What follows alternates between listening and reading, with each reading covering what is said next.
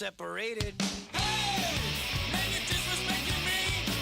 Choke your mouth. Gotta keep them separated. Hey, pay no mind. You're under 18, you won't be doing any time. Hey, come on and play.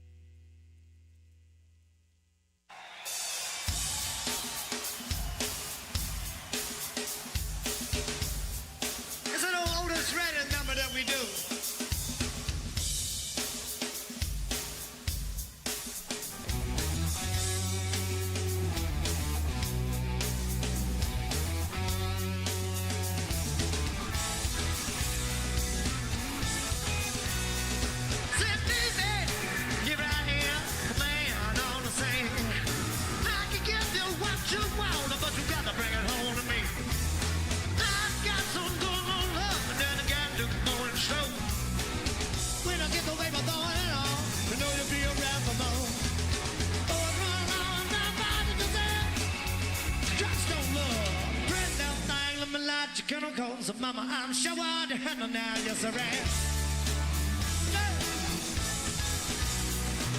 Not just speak loud in the words, and I'm a man with the greatest fear. Got to knock on me, but I love you better than him. Take my hand, don't be afraid, I'm gonna prove every word I say. Advertise enough more praise so you can pay to be with me. But one long time I was there. Tense in love. That little thing with my life, you can't call so mama, I'm sure to handle now, yes I am. Hey, hard to handle that. See, baby, here I am, a man all the same. Give me what you want, but you got to bring it home to me. There's a good no love, and then I got a little more in store. When I get the baby thorn and all, know you'll be around for more. Boys run on, not about to present. Touch and love, pretty little thing in my life, you can't call so mama, I'm sure I'll handle now, yes I am. Yeah, how to handle that? Get it.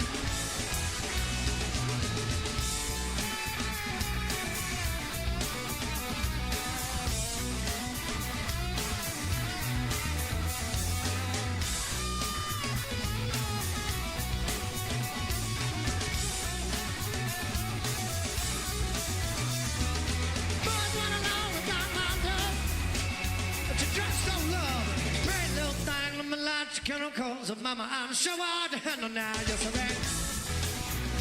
Yeah, hard to handle that. Yeah, yeah, yeah. Come on, hard down. Now look,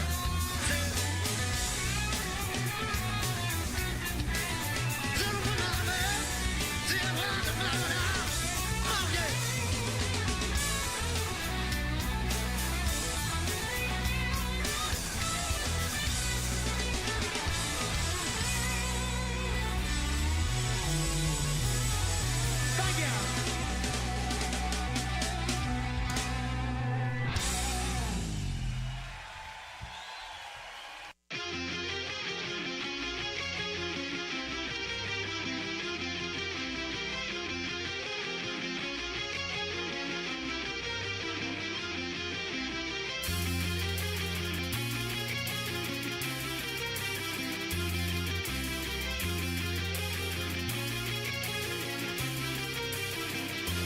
Now that you're out of my life, I'm so much better. Thought that I'd be weak without you, but I'm stronger. Thought that I'd be broke without you, but I'm richer. Thought that I'd be sad without you, I laugh harder. Thought I wouldn't grow without you, now I'm wiser. I'd be helpless without you, but I'm smarter. Thought that I'd be stressed without you, but I'm chilling. Thought I wouldn't sell without you, sold 9 million. I'm a survivor, I'm not gonna give up, I'm not gonna stop. I'm gonna work harder. I'm a survivor. I'm gonna make it. I will survive. Keep on surviving. I'm a survivor. I'm a survivor. I'm a survivor. I'm gonna make it. I will survive. Keep on surviving. Thought I couldn't breathe without you. I'm in heaven. Thought I couldn't see without you. Perfect vision. Thought I couldn't last without you, but I'm lasting. Thought that I would die without you, but I'm living. Thought that I would fail without you, but I'm on time. Should be over now, but it won't stop. Thought that I would self-destruct, but I'm still here. Even in my years to come, I'm gonna be here. I'm a survivor. I'm not gonna give up. I'm not gonna stop. I'm gonna work harder. I'm a survivor. I'm gonna make it. I will survive. Keep on surviving. I'm a survivor. I'm a survivor. I'm a survivor. I'm gonna make it. I will survive. Keep on surviving. Wishing you the best. Pray that you are blessed. Much success, no stress, and lots of happiness. Not gonna blast you on the radio. Not gonna lie to your family now. Not gonna hate you in the magazines. Not gonna compromise. Not gonna diss you on the internet. No, I'ma try me better than that.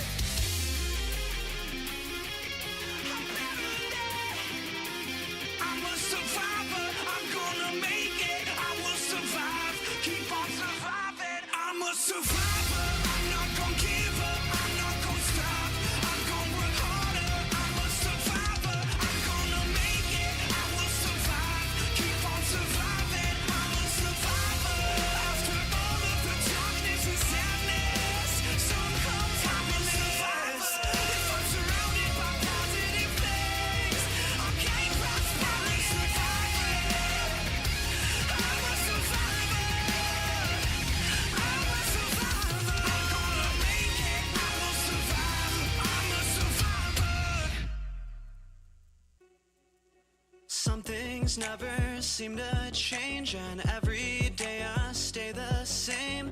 Moonlight swelling through the trees, it never seems to wane. Sometimes I feel like I'm a silhouette, like my imitation leads me towards regret. Sometimes I wish that we had never met. I'm faking every step, stealing all the breath out of my lungs. Got me in the dark speaking in tongues. Tell me, when did this stop being fun? We're undone and uncomfortably numb. You're stealing all the breath out of my lungs. Got me in the dark speaking in tongues. Tell me, when did this stop being fun? We're undone and uncomfortably numb.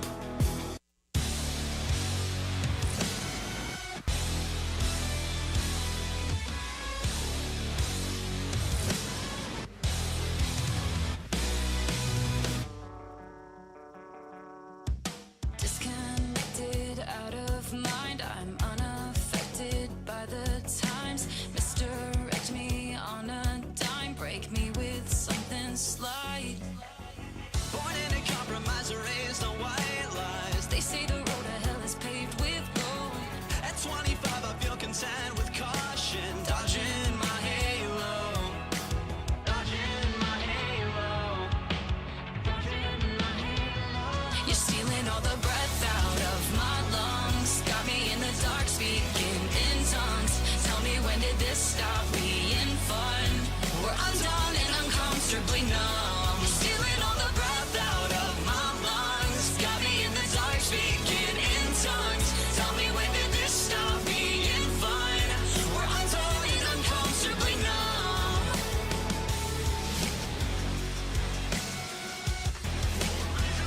Uncomfortably numb. We're undone and uncomfortably numb.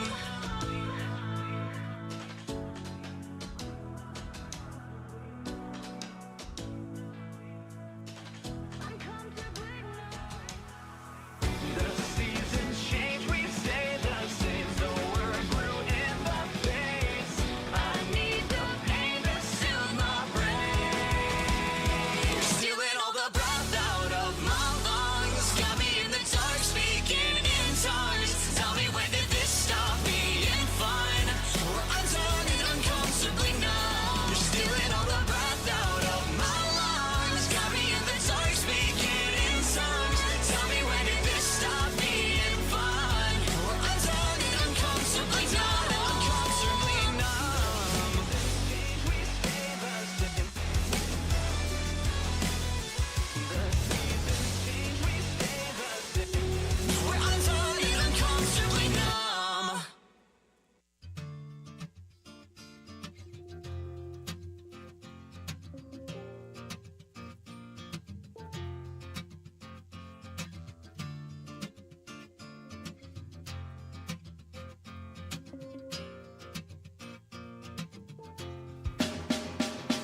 I know she said it's alright,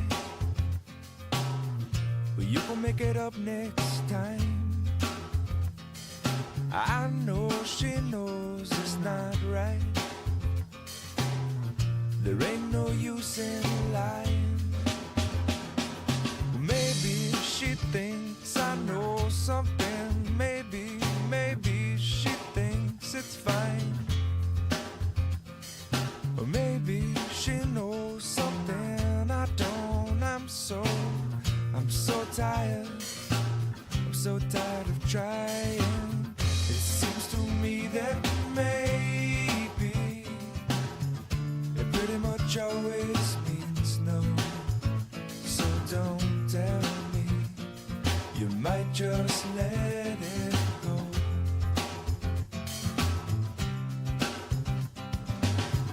But oftentimes we're lazy. It seems to stand in my way. 'Cause no one, not no one likes to be let down.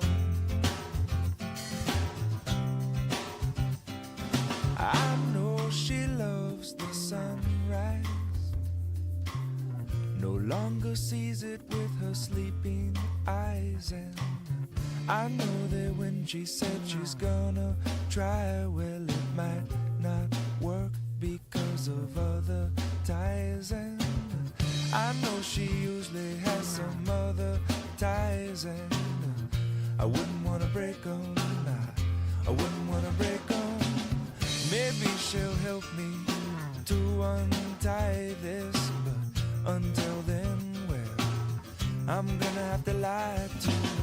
It seems to me that maybe it pretty much always means no. So don't tell me, you might just let it go.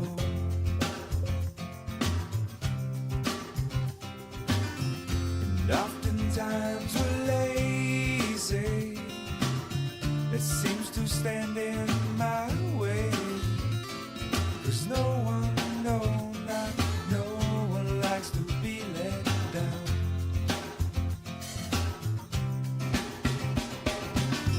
It seems to me that maybe it pretty much always means no.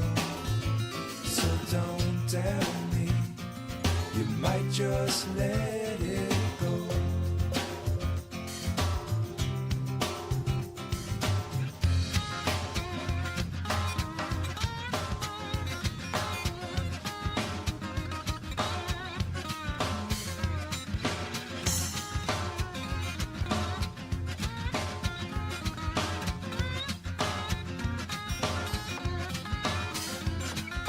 Harder that you try, baby, the further you'll fall.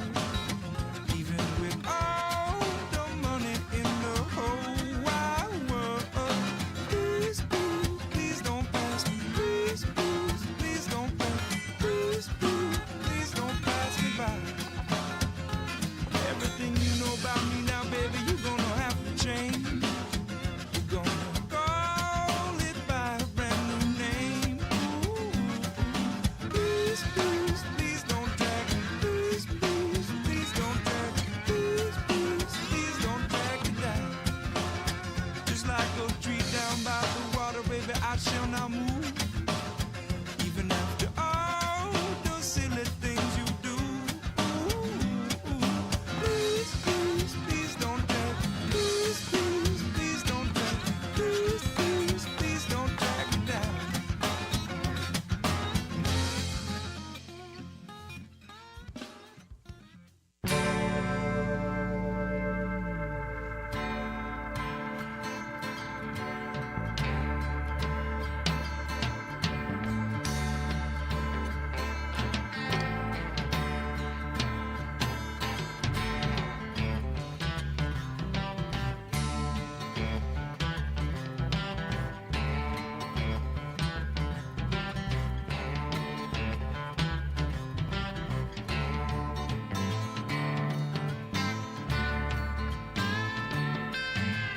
All I know is something like a bird within her saying.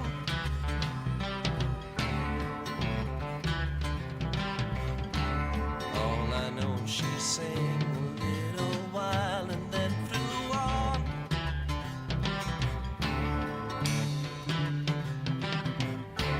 Tell me all that you know, I'll show you.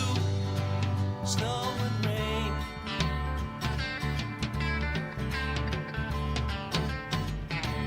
When you hear that same sweet song again, will you know why?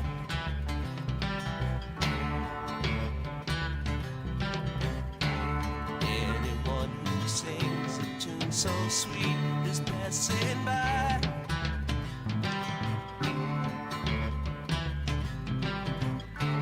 Laugh in the sunshine, sing, cry in the dark, fly through the night.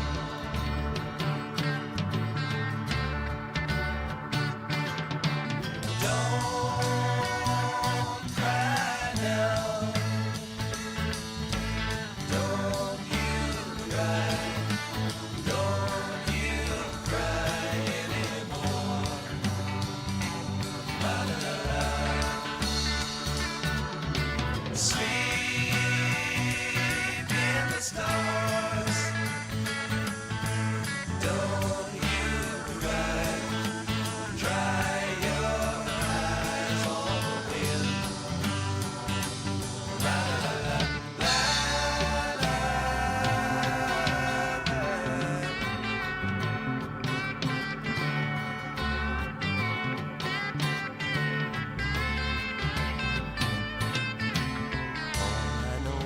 something like a bird within her sang.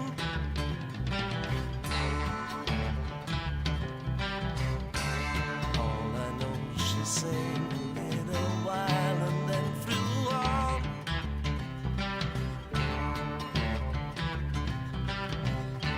Tell me all that you know, I'll show you snow and rain.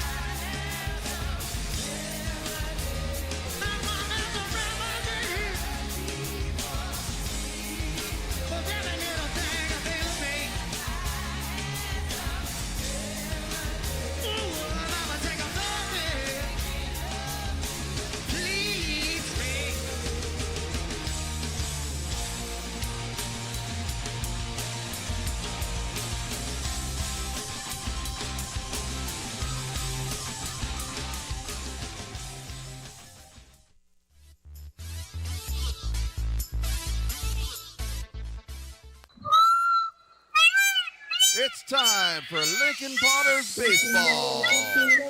You got to pump it up, but don't you know, pump it up. You've got to pump it up, but don't you know, pump it up. You've got to pump it up, but don't you know, pump it up. You've got to pump it up, but don't you know, pump it up. You've got to pump it up, but don't you know, pump it up.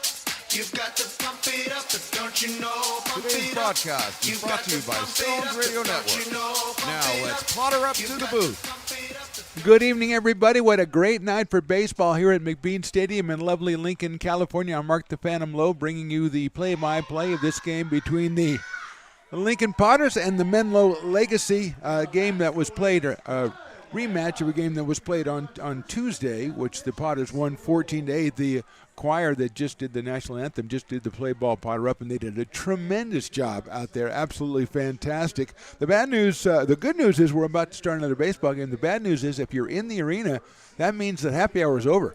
There's happy hours from the opening of the gate until the first pitch, and so you've got, I'm thinking maybe 30 seconds to get down there, and Riley, the engineer, has been critiquing people coming back from the beer garden on how many beers they have and how they're able to carry them, and did they do the right thing mathematically because it's 50% off the second beer, and there's all kinds of things going on with Riley, the engineer. He's had some crazy Japanese soft drink, and I don't know, he is he's on the ceiling, so we may have a real interesting broadcast from Riley. Also, it's 90s night, it's Pokemon night. Riley, I don't see anybody in their 90s except for, obviously for me, they didn't take advantage of that. But I do see, and I did not know this was going to happen, Pikachu is in the house. Now, Willie Preston, the best in the business, he knows everything about everything except Pokemon.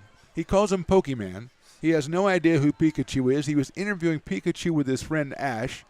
Actually, obviously, that's Ash's Pokemon is Pikachu, obviously. But Willie didn't know that. He was asking the questions, and he was, hey, so do you guys live in the same city? You know, where are you from? Who's from out of town? I don't know what Willie was doing down there.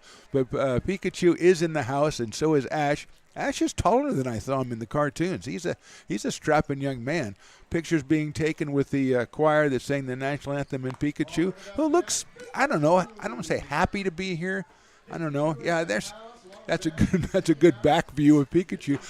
Not a lot of people say, hey, wonder what Pikachu's back looks like. Riley, the engineer, goes, I am on the case, and he's bringing it to you. The Menlo Legacy getting ready to take on your Sacramento Kings. Let's take a look, not at Pikachu, but at the Menlo lineup, the offensive lineup for Menlo. Now, Bittner, Thompson, and Soria, who are 2, 3, and 4. They combined for 6 hits in the game on Tuesday. Jacob Prost batting in the 7th spot. He was 2 for 3, had an RBI and a run scored. And John Ringer, he wraps it up batting 9th and playing third base. Ryan Johnson is on the mound for the Legacy, and we are about ready to get started. Anthony Martinez, the right-hander from Sierra College, delivering his first pitch, and is inside to Cooper Winton, who will be followed by Kyler Bittner and Nick Thompson. Cooper was 1 for 3 on Tuesday, scored 2 runs in that game. There's a line drive out towards shortstop on hop to Asani. Johnson's going to have to hurry across the diamond and barely gets Cooper Winton at first base. So the first out recorded by Asani Johnson to the first baseman J.T. Walden. So let's take a look at your Potters defense.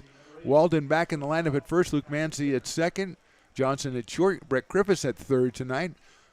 Marlboro in left, Eaton in center, Doyle in right. He made his debut last night. Colby Emerald, who had 4 hits in the game last night, off the bench. He is behind the plate. And Anthony Martinez, his second outing of the season for the Potters. First pitch is outside for a ball. His first outing was on in the second game of the season against the Novato Knicks. He went 3 innings, gave up no hits, no runs, and struck out 6. And so he was very impressive in that outing, was Anthony Martinez, whose second pitch is also outside to Kyler Bittner. Shortstop was 2 for 4 and had an RBI in that game on Tuesday. He's out of Kenyatta College. That's fouled out of play, 2-1. Crowd still arriving here, and also, you know, they were out in front talking to Pikachu. Now Pikachu's made his way to the concourse, getting photos taken. Ash again taking care. Oh, they have a handler and everything. This is tremendous. They have people. So Pikachu has people, which is good to know. I'm glad that. That's right down the middle for a strike, 2-2.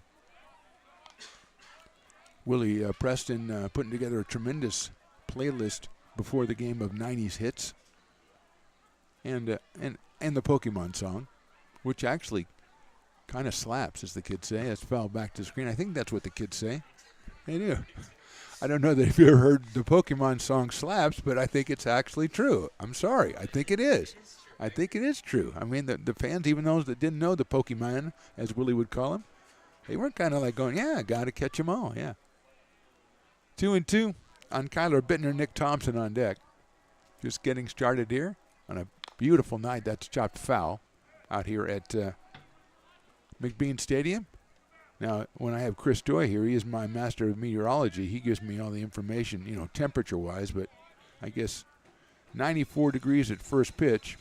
But what's critical is what it feels like. It feels like 92. So that makes it a little more bearable as we have a little bit of breeze, 6 miles an hour with gusts up to 13. 2-2 pitches popped up, and I mean way up there. Asani Johnson's going to call it at shortstop and finally make the catch for the second out. So Hassani involved in both defensive plays so far, and that'll bring up Nick Thompson. Raul Soria on deck. Martinez at about 90 miles an hour early in the ball game. I've got my guy Carson on the index cards. He's giving me all the info. Again, he's giving me, off speeds. I don't think Anthony's thrown like 1. So I don't know if he's really doing an average, but he likes to be the first guy to have all the information, and I appreciate that. That one is outside for a ball. I think it's the Rockland Giants today and Astros. A couple of different Little League teams out here. I probably got the wrong ones. That is outside. I heard Carson and Jason, who, and I still don't know if I like them or not, they were talking about the Little League teams they run when they were kids. Astros, Blue Jays, that kind of thing. When I was a kid, we didn't have, like, major league names, swing and a miss. We had, like, whatever business sponsored your team. I was Trailer City. Well, the best one, my brother had Myrtle's Beauty Shop was the sponsor. So they were wearing uniforms that said Myrtle's Beauty Shop, and they were last place. And I don't know. I think it was because they were a little embarrassed. Myrtle's was thank you so much to Myrtle for supporting them, but they didn't have confidence taking the field. Swing and a miss by Thompson. It's 3-2. I don't remember exactly what the colors of their jersey. I'm not going to say. I speculate. I don't remember exactly. I think it was white and black, but I'm not sure. Trailer City, we were not, it's like, that's outside for a ball. Thompson gets the base on balls. Nick was 2 for 4 with a run batted in on Tuesday.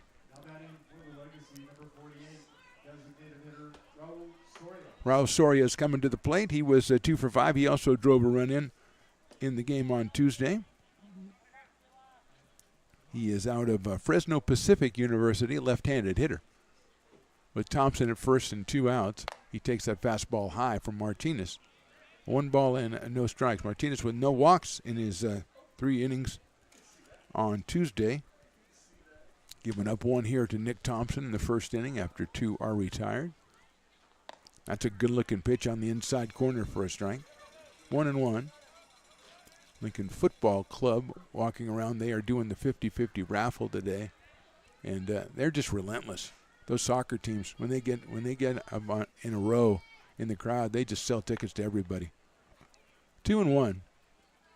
You can't resist them. And it's the incredible $20 gets you any ticket. You just get the tallest person in the building and get their wingspan, and you get a ticket span from left to right. Good-looking off-speed pitch in there for a strike. Evens it up at 2-2 on Soria. So Riley, of course, is a little bit, he likes the fantasy stuff. He said, well, get a pterodactyl. Not really make any sense. There goes the runner. 2-2 pitch is fouled off, and good break. That kind of got Colby Amaral behind the plate. Really good break by Nick Thompson. But Soria, of course, with 2 strikes has to protect, so it'll come back to 2 balls and 2 strikes. I like the attitude. I like the concept of the pterodactyl. It's just not really doable, Riley. But he lives in a different kind of world. After that Japanese soda, I don't know if anything he says is going to make sense all night. Outfield pretty much straight away, although Albro in left is pretty far off the line. That one just misses the outside corner.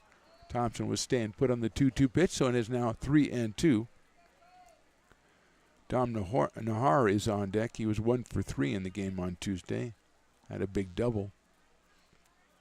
3-2 pitches hit out to center field. Eaton giving ground, but goes underneath it and makes the catch. So Story hit it well, but right to Cole Eaton in center field. Nothing across for the Legacy in the first inning. We go to the bottom of the first. Legacy nothing. Potters coming to bat.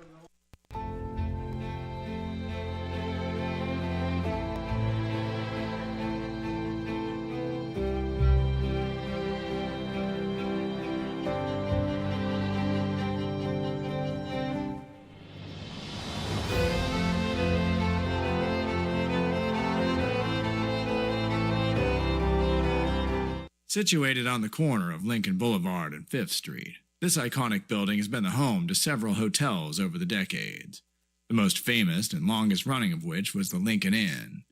Having undergone several renovations and architectural changes, this building is the current home of Old Town Pizza, which boasts not one but 2 floors for your dining enjoyment, including open-air seating on the roof. Stop in for a slice today. Or stop by the Lincoln Museum to see the 300-pound cash register that used to adorn the front desk of the Lincoln Inn. For more great history, visit the Lincoln Area Archives Museum and, by appointment only, take their free walking tour of historic downtown Lincoln. Bottom of the first, Piper makes his first appearance, and we are ready to go with Ryan Johnson on the mound for the Menlo Legacy. Before we get to the lineup, I got to say it's the Marlins and the Dodgers from the Rockland Little League that are out here. I don't want to get those names wrong. I want to give them full credit, of course. And let's look at the offensive alignment for your Lincoln Potters if we can. It's Hassani Johnson again at the top of the order, and Cole Eaton batting second. J.T. Walden was semi-impressive in his first outing yesterday, 2 for 2. 2 3-run home runs. Jacob Doyle also making his debut. He had a home run and went 3 for 5. Brett Griffiths from American River College. Colby Emerald came off the bench yesterday, went 4 for 4, raised his average to 400. He is batting ninth. And, of course, Anthony Martinez is on the mound for the Potters. Johnson finishing up his warm-up tosses here. And we are just about ready to go on 90s and Pokemon night out here at McBean Stadium. Great looking crowd out here. And yes, the obstacle course bounce house is back today. So we have double bounce houses down the third baseline. And with the obstacle course, when they're both getting a lot of action. They're both getting a lot of play as the kids are just destroying that bounce house one. Hassani Johnson will lead us off out of Franklin High School in Elk Grove and University of Louisiana Monroe.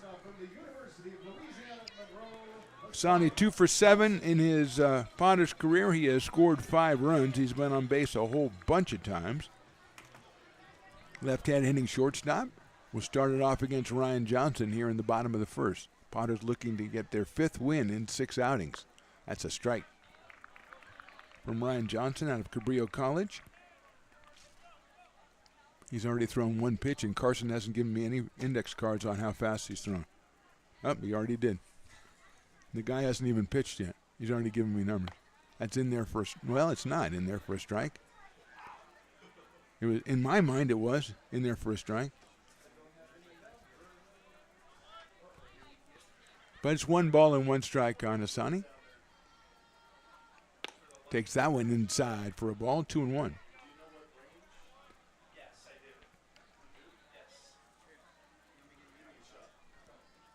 Cole Eaton to follow. Then Jake Tandy, the first 3 for the Potters. That's a good-looking pitch on the inside corner. Evens it up at 2-2.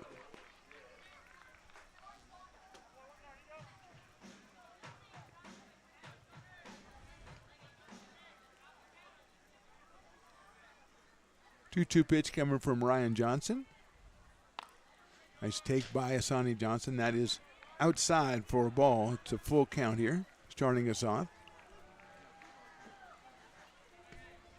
Hot Dogs, the Fat Cat is working briskly. Also, Ranchero down there. Our guy Javi's running the show. That's inside for a ball, and Johnson will get a base on balls. Riley has already gone down there. And carne asada quesadilla, I believe it was, with some kind of sauce on it, and he's just given the primo look because he loved it.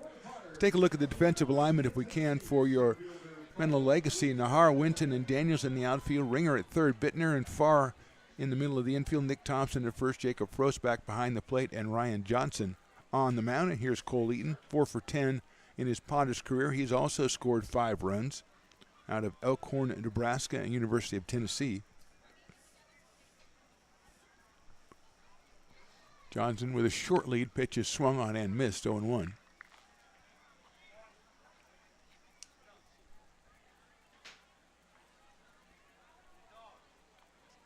Hassani, again, just a short lead over at first base. Swung on and missed on a breaking ball. Frost comes up ready to throw. But Johnson back to the bag, and Eaton quickly down 0-2 against Ryan Johnson. Jake Tandy to follow, then J.T. Walden.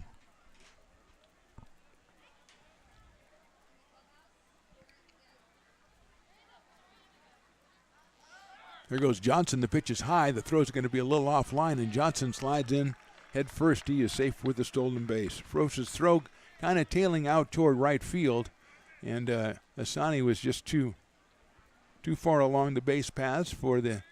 Usually, if it's not too far that way, they can catch the ball and make the tag at the same time on the sliding runner, but that one was a little bit too far to the right. So Johnson is at second. It's a 1-ball, 2-strike count on Cole Eaton, and there goes Johnson again. That one is outside and no throw. As Hassani just took advantage right there.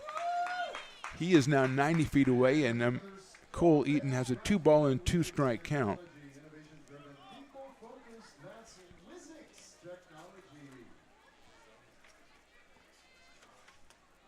Cole has 2 RBIs in the 2 games he's played. Takes that one in the dirt. Nice block by Frost. So from 0-2, we've got 2 stolen bases and now a full count at 3 balls and 2 strikes. Potters won Tuesday's meeting between these 2 teams 14-8. Jake Morrell, the winning pitcher for the Potters. 3-2 pitch is popped up high behind home plate. Frost gives chase, and he makes the catch. That's an excellent play by Jacob Frost. That was close to the netting, and he stayed with it and made the catch for the first out. So Eaton is out with the pop-up to the catcher. That'll bring up Jake Tandy, who is 9 for 24 on the season. He has 14 runs batted in. He has 2 home runs. 2 games in a row he's hit one out of here. Out of West Sacramento, California. And University of the Pacific.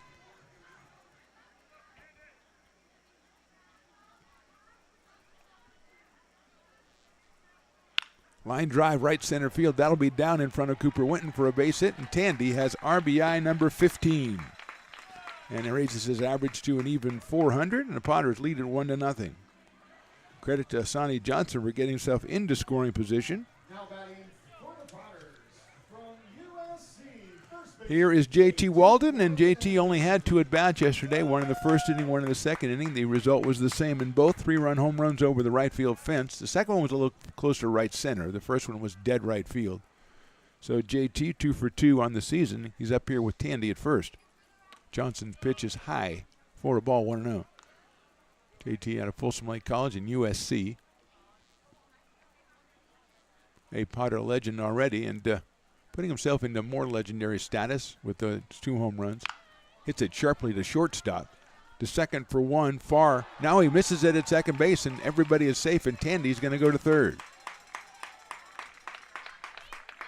So the throw from Bittner to Farr didn't get there. And an error on the Legacy. They had a couple on Tuesday that really hurt them. And this one could, as Tandy goes to first. JT is on with the error. And here's Jacob Doyle. Jacob 3 for 5 in his debut yesterday. He scored 3 runs and had a home run. Out of University of Nevada, Reno. Jacob up here with a chance to do even more damage. The Potters have already scored once on an RBI single from Jake Tandy.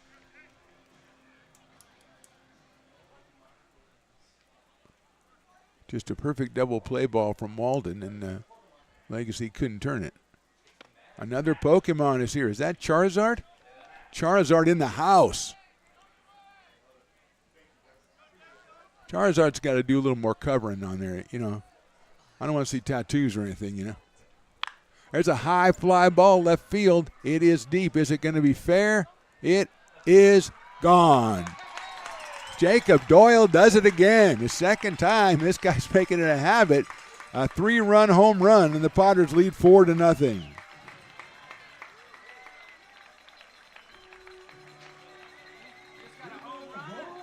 Walden scores and Tandy scores, and Jacob is now 4 for 6 with 2 home runs and a couple of runs batted in, and that's a lesson to young broadcasters. Never get too involved in the appearance of the Charizard that you don't get the home run that follows immediately after. Luke Mancy will start it up again as the Potters now lead 4-1.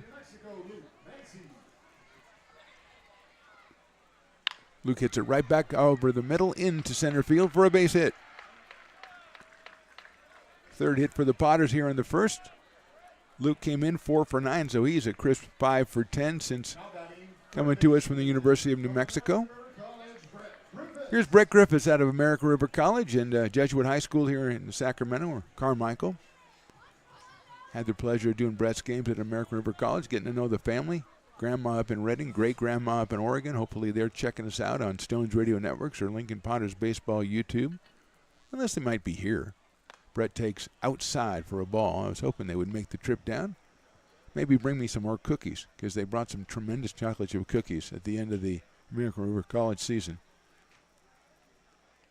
Brett hits a line drive. That may stay up, though, and it does stay up in left field for Nahar to make the catch. Hit that ball hard right at Nahar in left field for 2 outs. Got some chocolate chip. Also, I believe it was cinnamon molasses cookies or something like that, which didn't sound like much. And then when you tried them, you went, oh, my God, this is the best idea anybody's ever had. Except for the Japanese soda that Riley has. Quincy Marlboro is the batter. 250 for Quincy. Had 2 hits last night in the Potters win. Comes to us from Folsom Lake College out in left field for Tyler Robertson and the Potters. Drove to first base, and a nice scoop over there by Thompson. That one would have been down the right field line, trying to get Mancy off base. Potters with 3 hits in the inning, including the big home run from Jacob Doyle. That's a good-looking fastball in there for a strike, 0-1. Colby Amaral hitting in the number 9 spot. He is on deck. Potters batted around, I believe, in their first 2 innings last night. No, they had batted around in the first inning and then had 8 hitters in the second. Line drive, second base, right at Farr, and he makes the play. So the Potters score 4 times. We go to the top of the second. Potters lead it 4-0.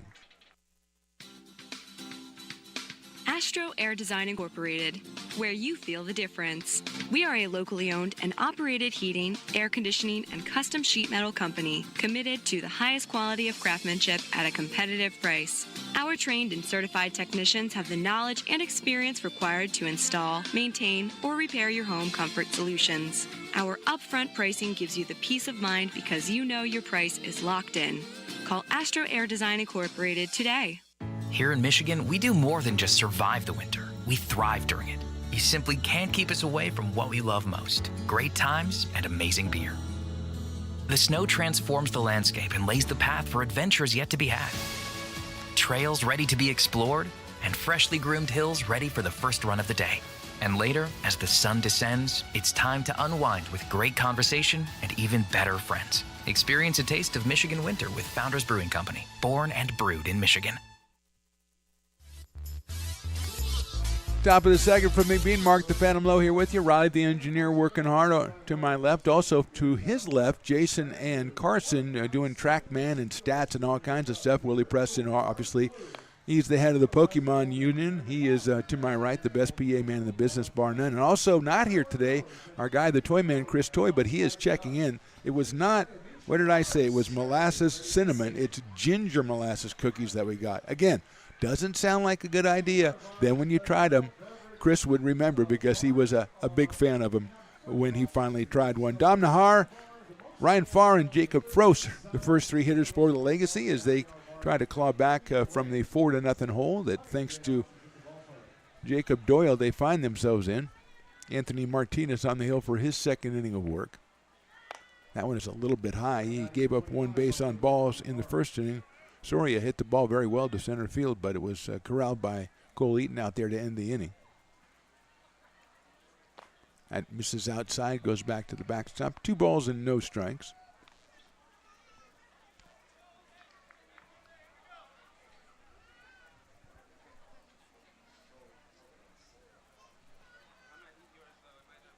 That one's hit sharply. I think that's a fair ball down the third base line, inside the line, all the way down to the corner.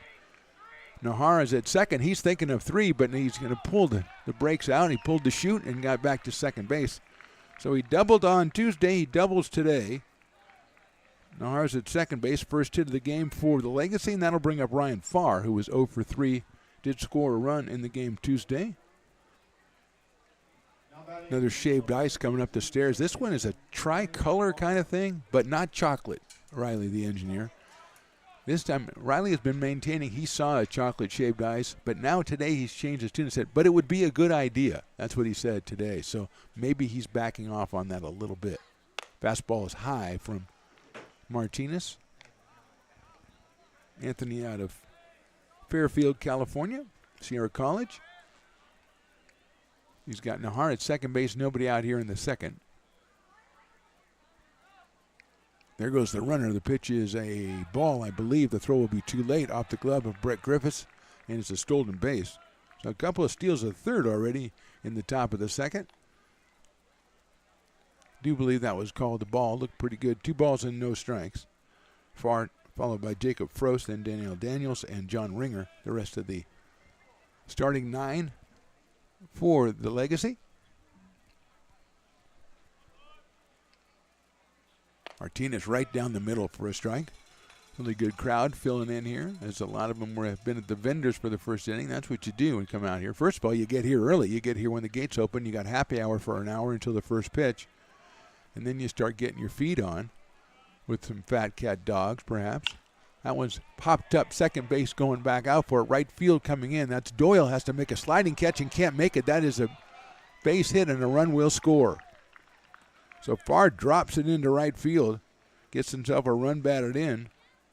And it looked like perhaps Mancy could have made a play on that, but I think Luke went the wrong way, and then Doyle came in, and at the last second went into the slide and could not make the play. So a run in for the Legacy. They still have a runner at first and nobody out. Here's Jacob Frost, who was impressive in the game on Tuesday. 2 for 3. He scored a run and he drove one in. The catcher out of Cal State East Bay.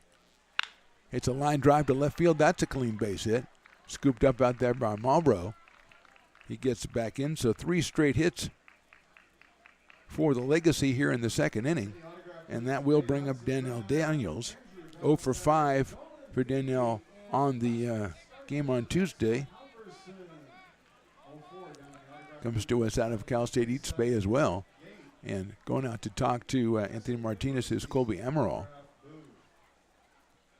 Potter's looking for a double play to pull themselves out, and we again salute Charizard for making it out here. Charizard, he had things to do, so he couldn't get here at first pitch, but it's great that he showed up.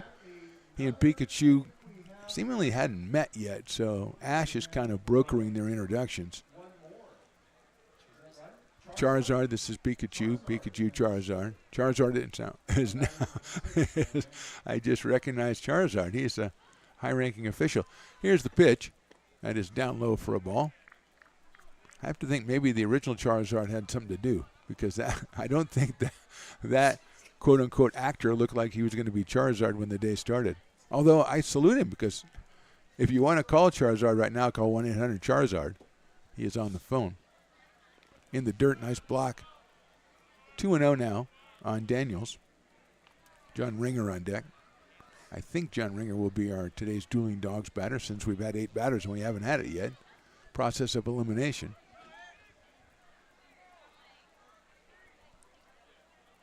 .2-0 pitch coming up from Martinez. 2 runners lead at first and second. That catches the corner. Nice pitch, 2-1. Nahar started us off with a double, stole third, scored when Farr dumped a single into right field out of the glove of a diving Jacob Doyle. Frost followed with a sharp single to left field, and it's now 2 balls and 1 strike on Daniels.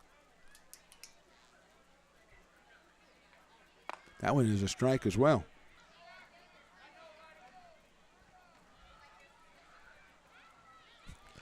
Charizard, I don't know. I can't explain Charizard. He's obviously a big Potters fan. He has a hat. 2-2 from Martinez. Hit down to shortstop. Johnson's going to go to third to cut down the lead runner, and Griffith steps on the bag. Thought he might go to second, but he took the lead runner, and Farr is retired. Frost goes to second. Daniels at first with the fielder's choice, and with one out, that'll bring up John Ringer. And he is the Dueling Dogs batter as I hear the dogs begin to bark. For the Legacy, our Dueling Dogs dog batter of the ballgame, third baseman John Ringer. Now, if John Ringer strikes out, then, well, yeah, I mean, that's 50% off Dueling Dogs for the rest of the inning, and this is a very thirsty crowd out here on a Friday night, so they are looking forward to that possibility, to be sure. First pitch is swung on and miss. We're 1/3 of the way there. Ringer out of Norwich University, which sounds very prestigious. Right-handed hitter, slightly open stance.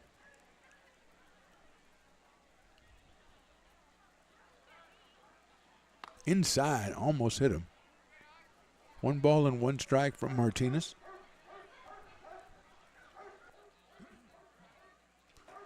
Dogs really starting to bark.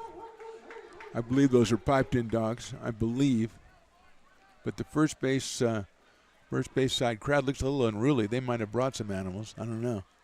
That was just outside for a ball, and thirsty people are very upset over that call. It's the Brick and Barrel backyard garden,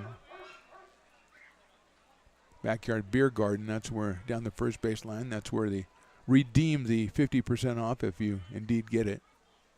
2-1 pitch is in there for a call, strike 2. 2 balls and 2 strikes on Ringer. And now the dogs really beginning to bark. The dogs begin to smell it right now to get with the 90s theme. 2-2. The umpire just looked at the scoreboard, and he should not start doing that because he will drive himself absolutely crazy. Friends of McBean trying to get money to get a new scoreboard. We'll talk more about them later. 2-2 pitch is called, strike 3. And I think I'll order one myself. Ringer out on strikes, second out in the inning. Still 2 on, though, for the Legacy. And Cooper Winton, a very, very tough leadoff hitter, was 1 for 3 on Tuesday and grounded out to shortstop his first time today to open the game. He was thrown out by Johnson by probably less than a half a step at first base.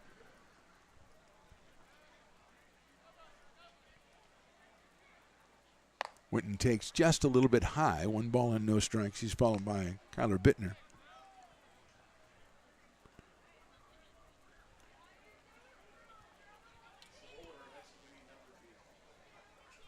First and second, 2 outs. That is down low for a ball. 2-0.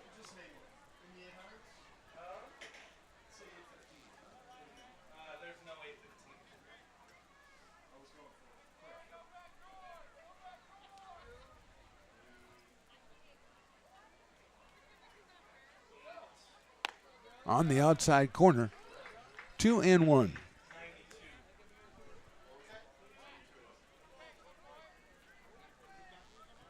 Two and 1 on Winton. Cooper from Cal State Stanislaus takes a beautiful breaking ball in there for a strike. 2-2. Was a little distracted. The fan was bringing up a couple of plates of muy ranchero. Just some quesadillas, tacos, open-faced tacos. Oh, man, they were awesome. Okay, 2-2. Hit in between first and second and knocked down at second base by Mancy. Throws behind the runner at third base, and now they're trying to go back to second. The tag applied, and he is called safe at second base. Asani Johnson is not happy, and I'm surprised nobody's doing the thing where you put the headphones on to try to get a look at that. Mancy with a tremendous play at second base, going to his left, knocked the ball down to keep a run from scoring. The runner going around third was Jacob Frost. The throw was behind him, but then they went behind the runner after him, who was Daniels at second. Looked like they made the tag. He was called safe. The bases are loaded. It's a single for Winton. Frost at third, Daniels at second. And it brings up Kyler Bittner, who was 2 for 4 on Tuesday. Popped to short his first time up today. Nice breaking ball in there for a strike. Just an excellent play. Mancy went to his left. Going to his right was J.T. Walden. He could not make the stab, but Mancy went down to one knee, picked it up, immediately sensed something was wrong at third base. That's popped up. That may stay in play. Coming back is Amaral. Makes the catch for the out. So Mancy saves a run. The Legacy do score once. We go to the bottom of the second. Potters lead this one 4-1.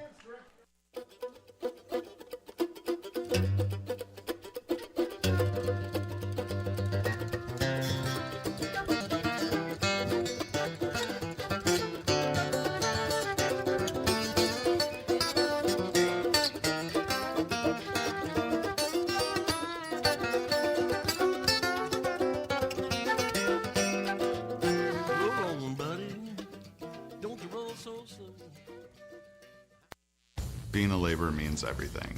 It was what took care of me when I was growing up. It's what takes care of me now. Because of President Biden and the money he's put into infrastructure, the need for our workforce to expand is out of this world. When our members are able to go to work on these big projects that are funded by Biden's economic investments, it means continued growth in their wages, in their pensions, in their health benefits. It means they're going to be able to take care of their families.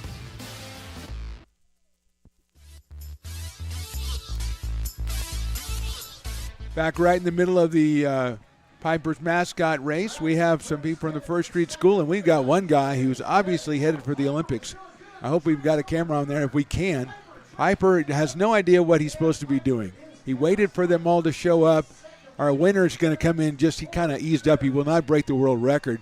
Second place, a young lady who actually was kicking it pretty well. Piper, again, coming in pretty dismal last, but very happy about it. I would think the term delusional might apply to Piper, as he seems to be very happy with his performance, even when his performance is quite dismal. But let's look on the other side. Let's look at the speed of our winner, who, again, might have broken the record had he not eased up at the end, but I don't think he's worried about records. He just wants that first-place ribbon. Bottom of the second inning, Ryan Johnson back out on the hill. His Legacy teammates picked up one run and almost a bunch more. They had the bases loaded before the pop out from Bittner. Potters will send Colby Amaral, who caught that pop-up, out to open the bottom of the second inning. Then Johnson and Eaton, and Stones McCoy is all over me. Mi Ranchito Pueblito is the name of Javi's stand down there, so let's get it right. I mean, that's really affecting his marketing and his PR. He's putting together an amazing product, and he's delighting hundreds of fans every night, and a lot of them already tonight, including Riley the engineer, whose dinner of muy ranchito pueblito, carne asada, quesadilla, and Japanese soda has got to be, it sets the mark for everybody, I think. Here's Amaral. Colby with 4 hits last night. He's hitting .400 on the season. Comes to us out of Grass Valley, California, which is beautiful country up there. 1 ball and no strikes. Nice downtown area, shops, etc. There's a nice looking pitch from Johnson in there for a strike. Umpire and I agree on something. 1 ball and 1 strike.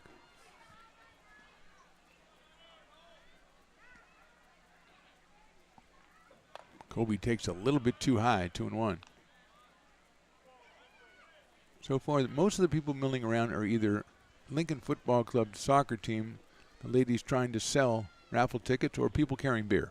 So it's a pretty good night here at McBean Stadium, if that's the way you're going. And, of course, there's the Fat Cat, the hot dog people, the Ranchito Pueblito people with the carne asada quesadillas, or street tacos, whatever they like. Amaral takes high, ball 4. So Colby is on to open up the bottom of the second, and Hassadi Johnson, who got a base on balls to open the bottom of the first, will be our hitter. Now batting for the Potters, our shortstop from Elk Grove, California. Out of Franklin High School in Elk Grove in Louisiana Monroe, it's Hassani Johnson.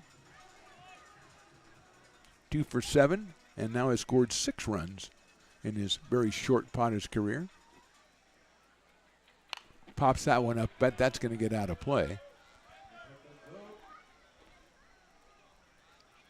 Pikachu roaming the third baseline with Ash Ketchum. Charizard. I think Charizard had to take a business call or something because he kind of took off. I don't know what happened to Charizard.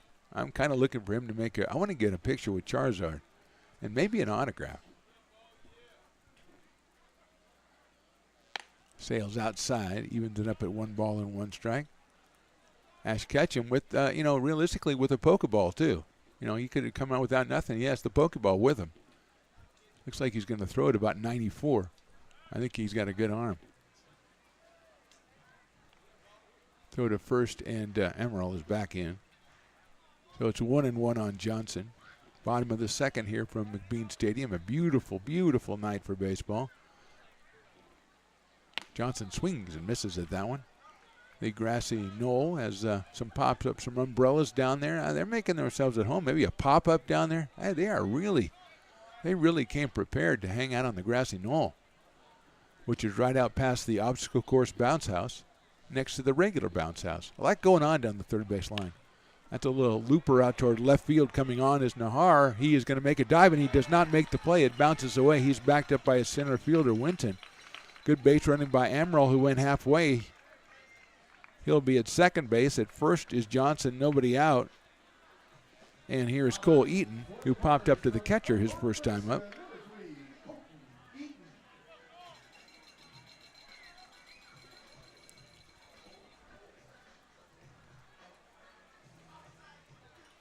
Cole out of Elkhorn, Nebraska, and the University of Tennessee, the Volunteers, starting play in the college baseball tournament today. That fastball is on the outside corner.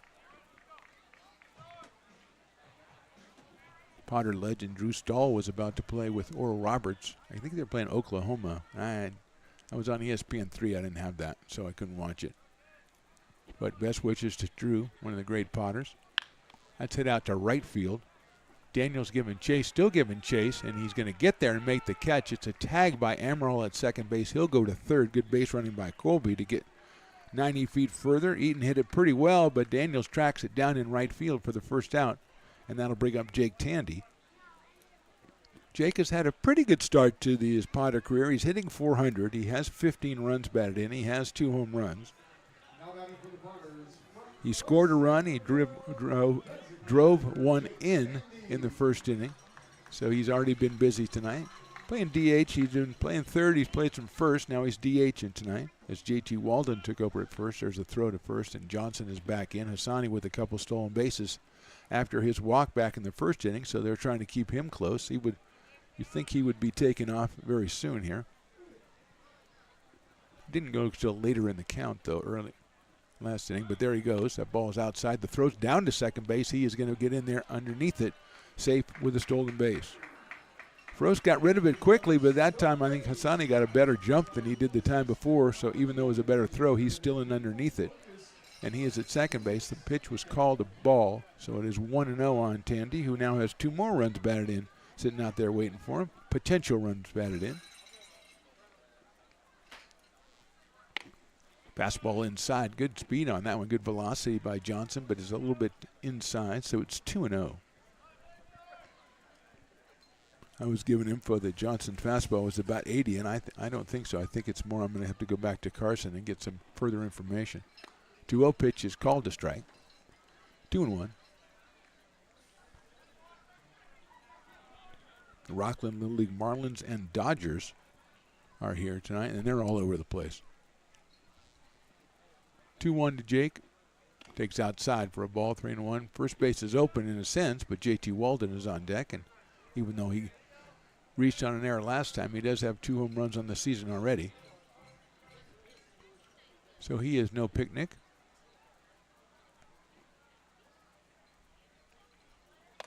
Inside, ball 4. So Tandy takes the base on balls. That is the third walk given up by Ryan Johnson, and here is JT Walden.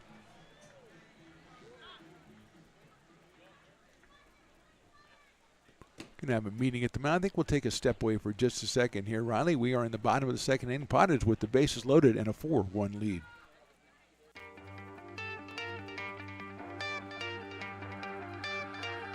Gooseport Public House. We have sports on 10 big screen TVs, 23 beer taps with classics and crafts, a full bar with creative craft mixed drinks, live music, and most importantly, great fresh food.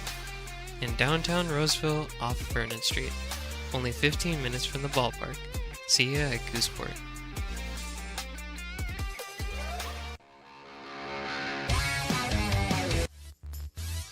The meeting at the mound is over. Riley and I have having an argument, and we're done with that. And it's time for J.T. Walden, who reached on an error, scored a run back in the first inning. He is 2 for 3 on the season.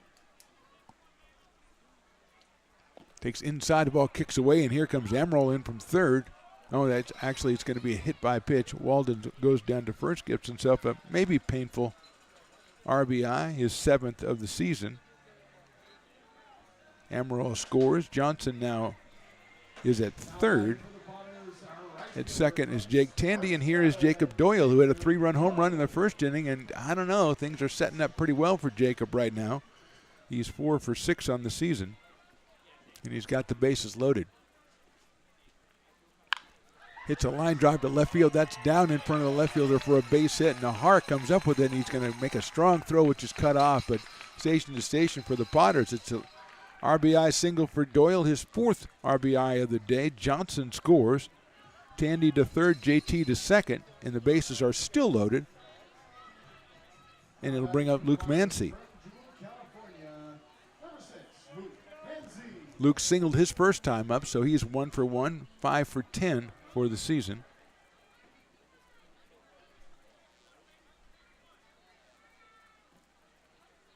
Hits it hard down the right field line, but that will be foul out by the VIP Kiln area over there.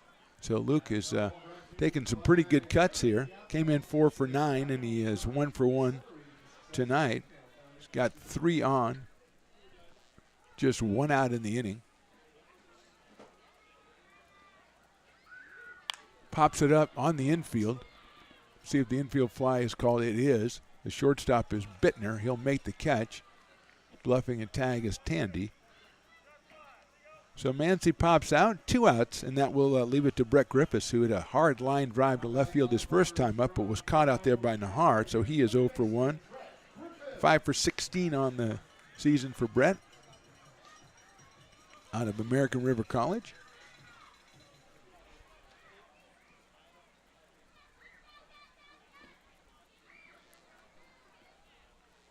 Johnson delivers and Brett fouls it off. A high fastball goes over to our right, so it's 0-1 on Griffiths.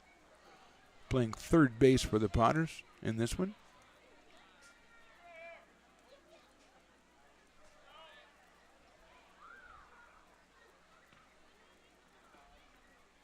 Takes it outside. Good take right there. It was a nice looking off-speed pitch from Johnson, but missed the outside corner.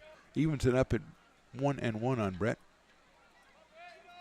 Big season for the Beavers, earning all Big 8 conference honors. 1-1 pitch is in there for a call strike. Another good fastball from Johnson. So he's ahead in the count, 1-2. 2 runs in the inning for the Potters. They have the bases loaded. A 1-2 count on Brett Griffiths. He lines it down the right field line. I think that's going to go foul. Yes, it is, by about 10 feet down that right field line into the bullpen area. You got a lot of orange guys running around the bases, and they're going to have to go back.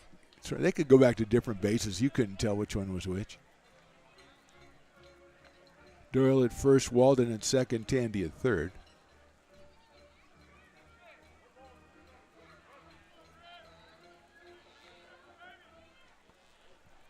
Activity for the Legacy in their bullpen. 1-2 coming up to Brett.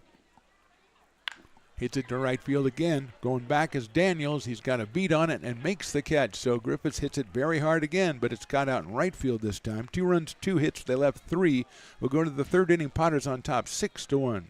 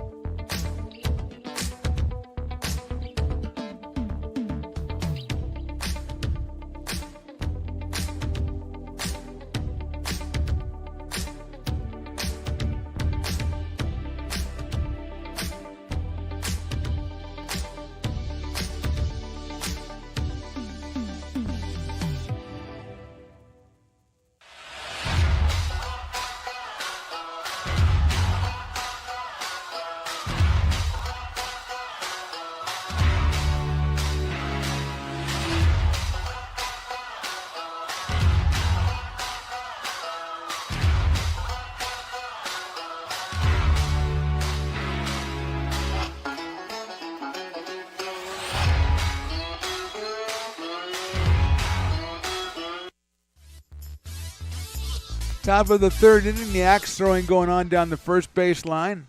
Hasn't really caught on yet this season. The participants are under 5 feet tall. So, wow, it doesn't matter. Look at that. Riley says 3 of them in the bullseye? Are you kidding me, Riley? I take it all back, young men. That is tremendous axe throwing, and they should get prizes. Some like a real, like give them a hat or something. I mean, that's incredible. If it impresses Riley, then it's got to be good. Nick Thompson will start us off. Raul Soria and then Dom Nahar are the first 3 hitters for the Legacy, 3, 4, and 5. They trail at 6-1. Thompson got a base on balls his first time up off Anthony Martinez, who's given up 3 hits and 1 run over the first 2 innings. Has struck out 1. Fortunately, it was the Dueling Dogs batter that he struck out, so it reaped the benefits for the fans. Very, very nice night out here. That's it right back up the middle for a base hit. Hit number 4 for the Legacy. And Thompson, who was 2 for 4 in the game on Tuesday, now 1 for 1 with a walk. And Raul Soria will be the hitter. Flied to center his first time, hit it very well. Was tracked down by Cole Eaton out in center field. Raul was 2 for 5 with a run batted in the game on Tuesday. He is out of Fresno Pacific University. Breaking balls high. Colby Amaral behind the plate for the Potters. Griffiths at third, Johnson at short, Mancy at second, and J.T. Walden over at first. Malbrough, Eaton, and Doyle in the outfield. That one misses outside. Only the third inning, Martinez. He pitched 3 innings in his first outing back on Saturday night. That one is also high, so it's 3-0. There's some loosening up down in the Potters' pen as well, so both teams have had the pens going on. Good cowbell representation tonight. They're all in force as the 3-0 pitch is coming. That on the outside corner, 3-1.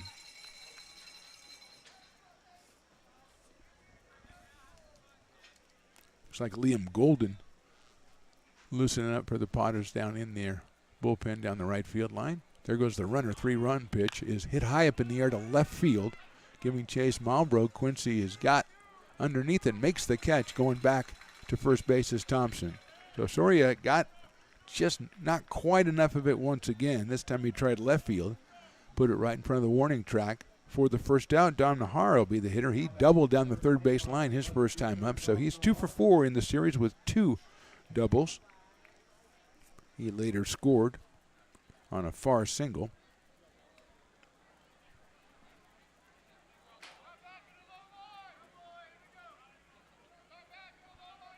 Dom out of Cal State East Bay.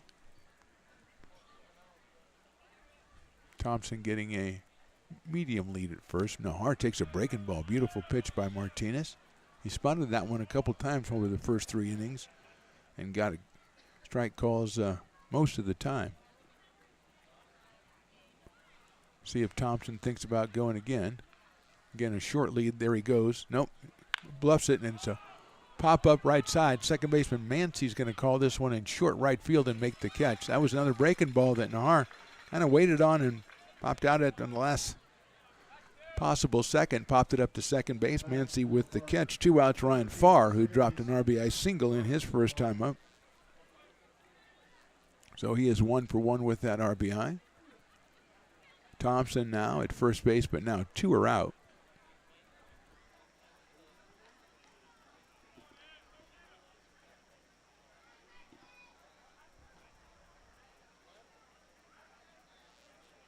Now it's fouled back to the screen. 0-1 on Ryan Farr out of Cal Lutheran. He's followed by Jacob Frost for the Legacy. Ryan played third last night, playing second tonight, or Tuesday night. He's playing second tonight. 90s night and Pokemon night.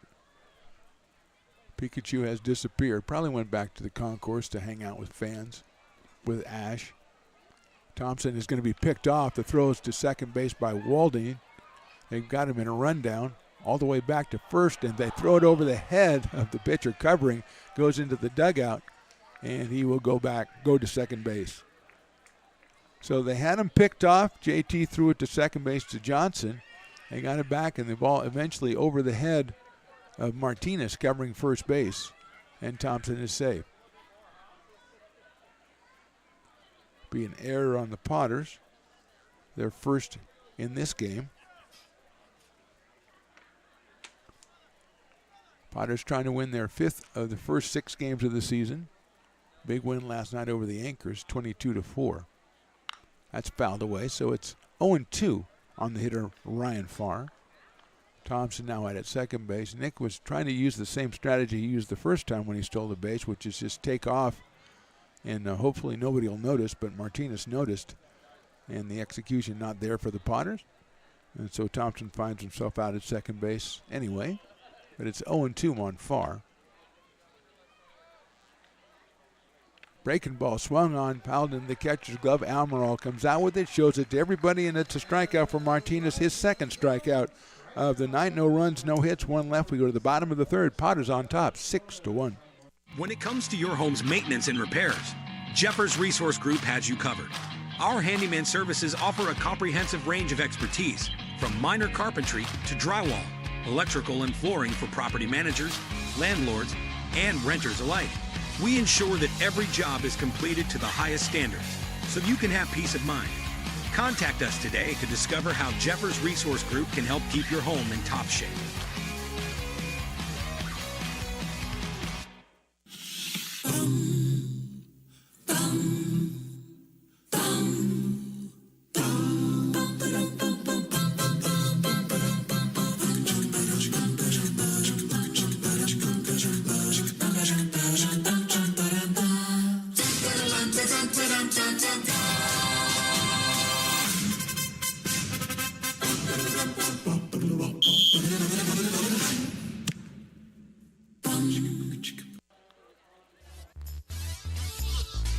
Bottom of the 3rd for the Potters. They'll send up Quincy Marlboro, then Colby Emerald. On the top of the order has Sonny Johnson against Ryan Johnson, who's out there for his 3rd inning of work. He's given up 6 runs on 5 hits. One of those runs was unearned. Marlboro with a line out to second base for his first time up. Out for Prime Baseball Club will be in over the weekend. Tomorrow 6:35 on Hispanic Heritage Night, and then Sunday a 1:05 start. So come on out and check those out.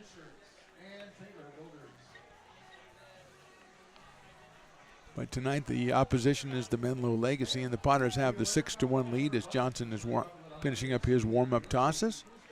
Fans enjoying 90s night and Pokemon night. Again, Pikachu in all his glory out here with Ash Ketchum. Charizard, which I don't know is the real Charizard, to be real honest with you, was out here for a while. Then he got a call and he was gone, so I don't know. So here is Quincy Marlboro, who lined out to second. He is 0 for 1.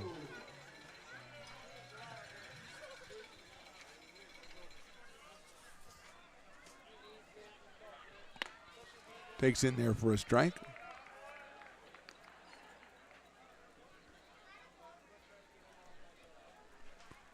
Looks like number 12, Swanson, is warming up for the Legacy. Outside for a ball.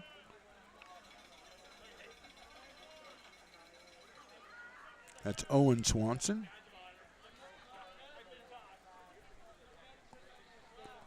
One ball, one strike.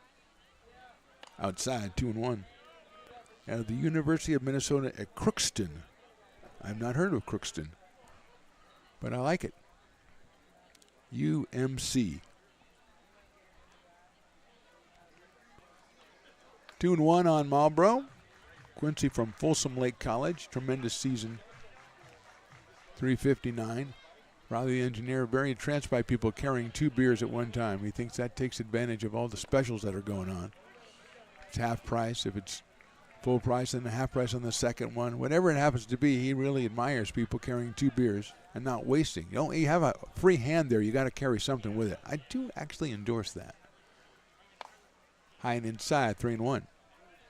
Efficiency, it's very important. I thought there was an earthquake, but it's just the obstacle course. down the third base line.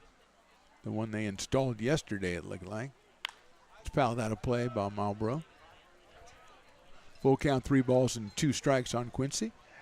And it's getting a lot of play, that obstacle course bounce house, but the regular bounce house not feeling too bad. It's getting the overflow. Down the first base line, it's kind of a different scene with the beer garden.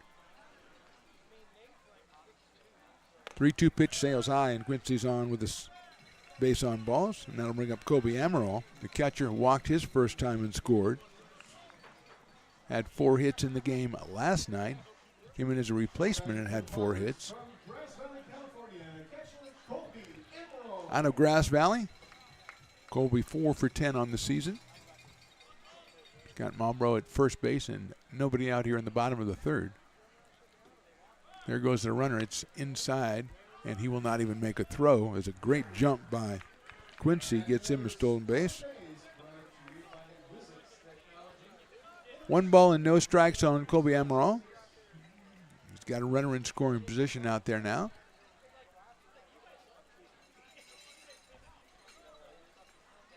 Fastball swung on and missed. Johnson delivers the fastball.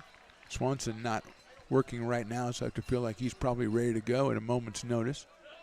Hassani Johnson on deck for the Lincoln Potters. Mike Levine coaching at third. No coach at first, as we talked about last night. That's in the dirt. Tyler Robertson just says, look, I'll do it. I'm sitting on the side. I'm sitting on the bench. I'll do it. And so far, he's done a tremendous job. Last night, 22 runs, so he had to be doing something right. Tonight, it's 6-1. We're in the bottom of the third inning. 2-1 on Amaral. It's a little one out into short center field, moving in. But as Cooper Winton, he makes the play and guns it immediately to his cutoff man and shortstop Bittner. So Amaral is out on a fly ball to center field. And here is Hassani Johnson, who's walked and singled and scored twice and stole 3 bases. So he's been very busy. Now scored 7 runs in the time that he's been here, which is 2 games and 3 innings. Left-handed hitting shortstop out of Franklin High in Elk Grove, Louisiana Monroe. Sharp line drive right field. That's a solid base hit. Picked up by Daniels in right field. They're going to hold the runner Marlboro at third. That's the 6th hit for the Potters. A solid single for Hassani Johnson. He's 2 for 2, and here's Cole Eaton, who was popped to the catcher and flied to right. Out of Elkhorn, Nebraska, and the University of Tennessee, out in center field for the Potters tonight. Cole Eaton. 1 out and 2 on. The throw over to first base to keep Johnson close, and I think that's probably a smart idea. As we said, Hassani with 3 stolen bases already in the game today, and we are only in the bottom of the third inning. There he goes. It swung on and missed, and there's no throw. So Johnson with his 4th stolen base in scoring position. 0-1 on Cole Eaton, who has a couple of potential runs batted in out there at third and second. It's hit out in the air to short right center field. Winton coming over. Cooper's circling it to get the throw. He's got it. He's going to throw to third. Both runners tag, and both runners are safe. So it's a sacrifice fly for Eaton. Johnson moves to third. Potters now with their 7th run of the ball game. And it'll bring up Jake Tandy. Jake has singled and he has walked in this one. So he's having a tremendous start to the season. 400, 10 for 25. 15 runs batted in and a pair of home runs. Out of West Sacramento, California, and University of the Pacific. Johnson's pitch gets away, and here comes Johnson down the line. The throw is going to be too late, and Hassani scores. His 3rd run scored of the day, and it's now 8-1 for the Potters. So Hassani Johnson now has scored 8 runs in 2 1/3 games for the Potters. As a leadoff man, you can't do much better than that. He's got 2 hits and a walk today. Base is empty now for Tandy. Jake swings and misses. evens up the count, 1 ball and 1 strike. JT Walden on deck for the Lincoln Potters.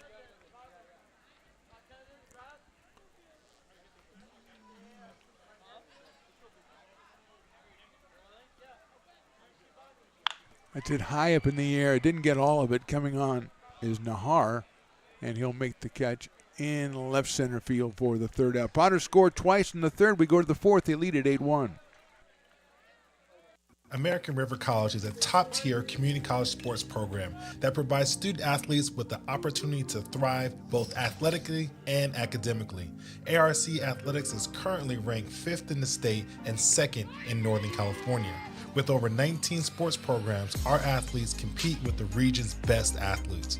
Our diverse and dedicated coaching staff helps athletes develop the skills necessary to compete at the next level. Start your community college athletics journey with us. American River College, Sacramento's best athletic program. Go Beavers.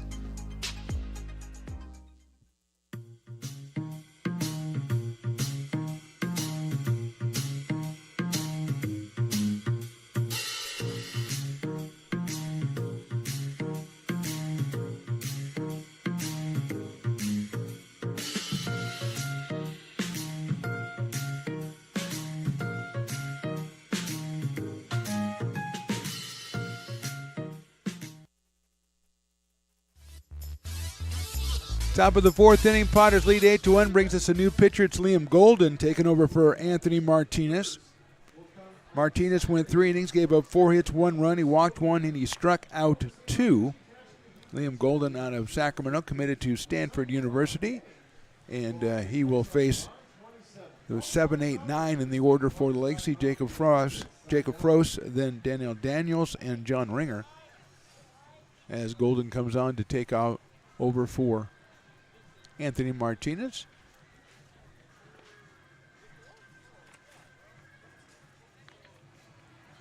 Liam pitched 2/3 of an inning at the first game of the season. Actually, no, that's Sunday's game against the Knicks, and gave up 3 base on balls in those 2/3 innings. So he's out here for his second try. Loosening up before facing Jacob Frost, who singled his first time up and is 3 for 4 in the 2 games the teams have played this year. Jacob out of Cal State East Bay. Amaral ascended down to second base, and we're ready to go on what's still a beautiful night, a very pleasant night for baseball out here. Fans enjoying themselves. Potters playing well. Martinez turns in his third 3 innings. Carson tries to act. He's trying to, like be a go-getter. He's given me Liam Golden's velocity already. He hasn't thrown a pitch yet. Okay, he's just warming up. So is he trying to dupe me to make me look bad? It's already been done. I can't look worse. Okay. Is he giving me what Liam has done in the past? I respect that. But let the guy throw a pitch, which is fouled out of play. Now, if he handed me a card now, I would listen to him. But he gave me the card before the inning started. Unless he can see the future. Whoa. That's in the dirt. Bounces back to the screen. 1 ball and 1 strike on Frost.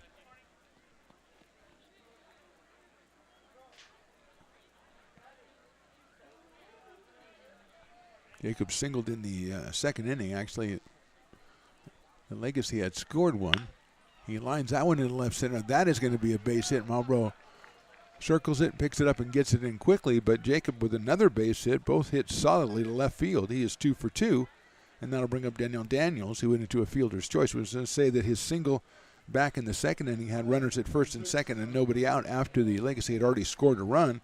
But a fielder's choice, a strikeout, and eventually another pop out to the catcher ended the inning with the bases loaded. So it could have been a lot worse than the 1 run that scored back in the second for the Legacy.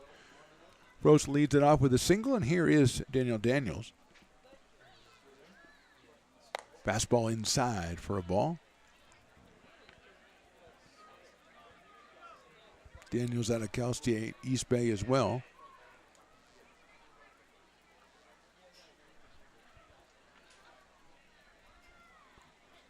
Frost creeping off over at first base. Swinging and missing the ball in the dirt. 1 ball and 1 strike now. Potters back in action tomorrow night, 6:35, Saturday night out at McBean. Always a great time. Alpha Prime will be the opposition, as they will on Sunday at 1:05. Military Appreciation Day, as is every Sunday. That's popped up. It's going to go back over our heads. Be careful, Willie. That one almost hit the top. It went a little bit too far back. Hopefully Pikachu's okay. That's right where Pikachu was hanging out. But he's very fast. Once he engages in Pikachu mode, I don't know if he can just move like, I don't know if he has to kind of get going or whatever. 1-2. I think we have a strikeout for Daniels, and going on the pitch was Froese. He'll take second base. But it's a strikeout for Daniels. Ball got away from Amaral. And coming up will be John Ringer, who is your Dueling Dogs batter and struck out the first time up back in the second inning.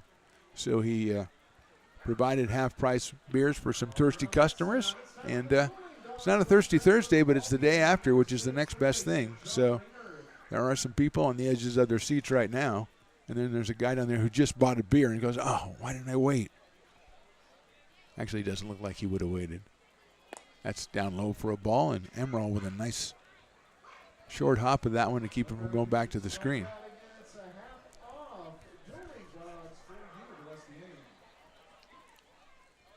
Froese out at second base, 1 out here, top of the 4th.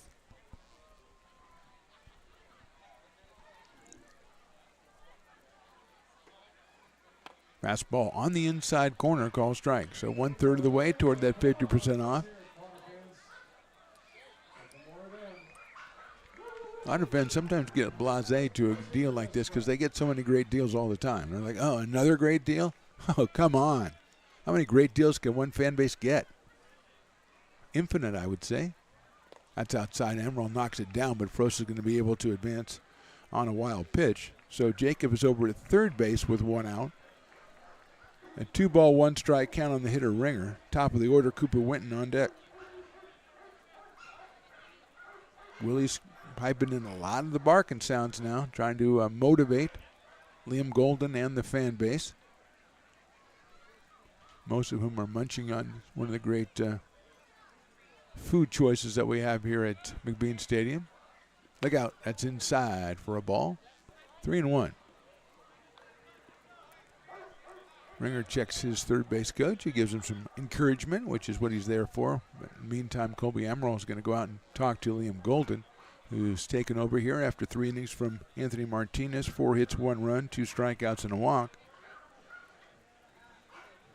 So that's 6 innings for Anthony so far this summer. 4 hits, 1 run, 8 strikeouts, and a walk. Willie's really pulling out the dogs on the soundtrack today.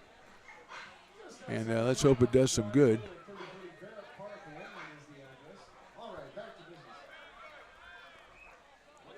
Three and 1 on John Ringer. Ringer at third base for the Legacy. That's in the dirt, ball 4. So not only do we not get a strikeout, we don't get an out, as going down to first base is John Ringer. He'll be there with Froese still over at third. 1 out in the inning, and here's Cooper Winton, who is grounded to short and singled. Cooper out of Cal State Stanislaus. Left-handed hitting center fielder. 2 for 5 in the 2 games against the Potters this week. Takes a fastball. That's on the outside corner. Tailing fastball called a strike, 0-1.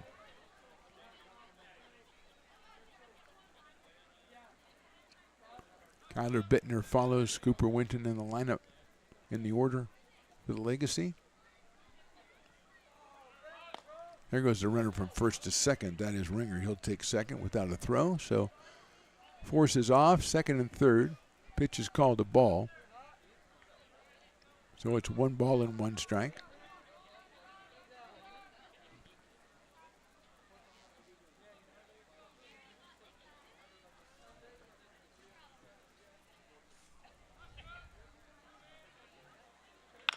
Chopper out towards short. Johnson's going to have to hurry to get Winton at first base. He does by that half a step. He will get an RBI, will Cooper Winton. As Froese scores, going to third is Ringer. Winton is retired 6-3. 2 outs in the inning. Here's Kyler Bittner with Ringer still down at third base, so it is 8-2 in favor of the Potters. Gross's single was the 5th hit for the Legacy in this one. That's a nice looking fastball in there for a strike. 0-1 on Bittner. 2 for 4 on Tuesday. He is 0 for 2 in this one. Popped to the catcher and popped to the shortstop.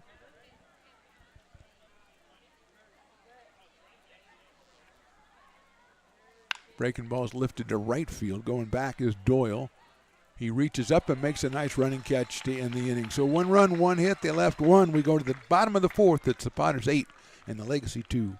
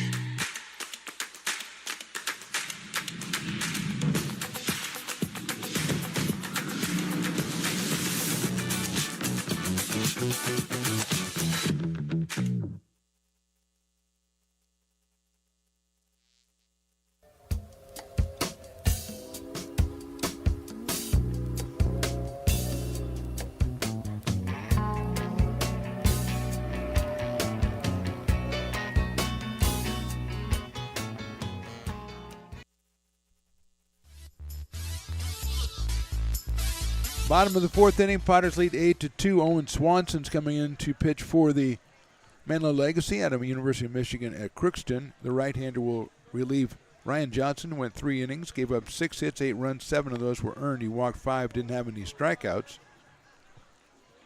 And Swanson will face J.T. Walden, Jacob Doyle, and Luke Mancy. 4, 5, and 6 for the Potters. Scored 4 times in the first, twice in the second and the third. And they're facing Owen Swanson for the first time.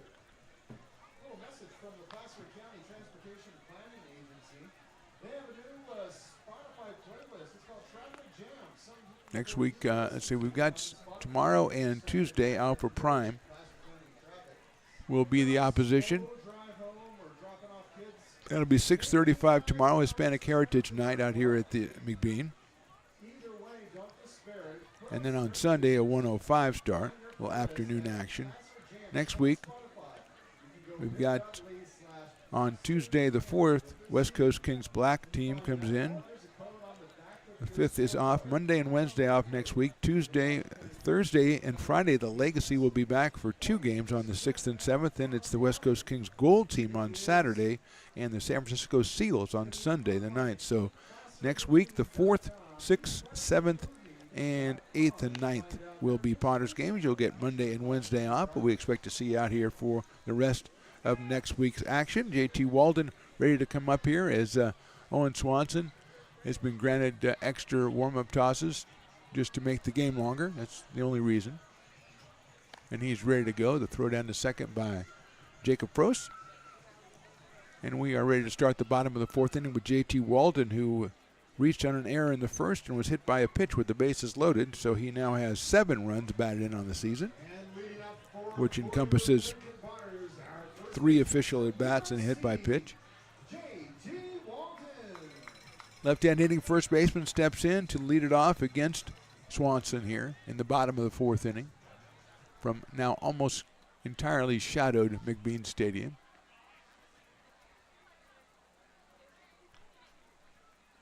Swanson's first pitch outside. 1 ball and no strikes. Jacob Doyle, who's homered and singled and driven in 4 runs, is on deck.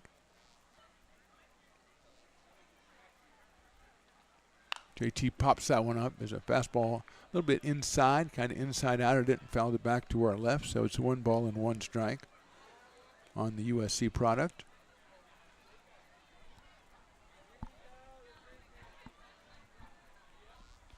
Big left-hand hitting first baseman against the right-hander Owen Swanson. Swing and a miss at an off-speed pitch. Good job by Swanson to pull the string on that one. 1-2 on JT.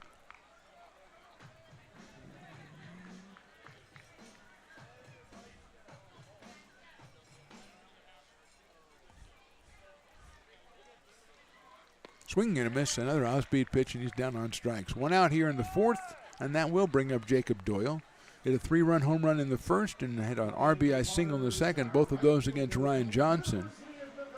He was 3 for 5 in his initial appearance as a Potter last night, so he is now 5 for 7 with a home run. Swanson at 80 miles an hour with the fastball, the off-speed around 73 or so, and it's been very effective. At least it was against JT. Doyle swings and misses. Again, Carson, I don't know what happened. He took him like 3 pitches to get the numbers this time. It's pretty slow for him. He's going for intern of the week, that's for sure. Doyle takes in the dirt. 1-1.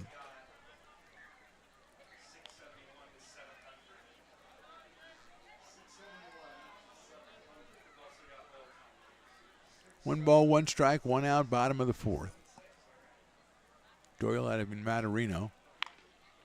Little cue shot down the first baseline. He better take off, and he realized it at the right time. That ball started to come back, but when it got to the coach's box, it sensed it was empty and kind of just fell off to the right. So it's 1-2 on Jacob Doyle.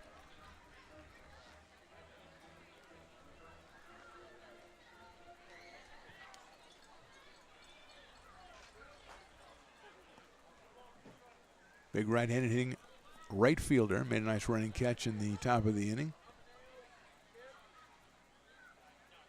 Swing and a miss. He got him on strikes as well with off-speed pitches. Throw down to first base. 2 straight strikeouts for Owen Swanson here in the fourth, and that'll bring up Luke Mancy, who is singled and popped out to shortstop. So Luke is 1 for 2, 5 for 11 on the season.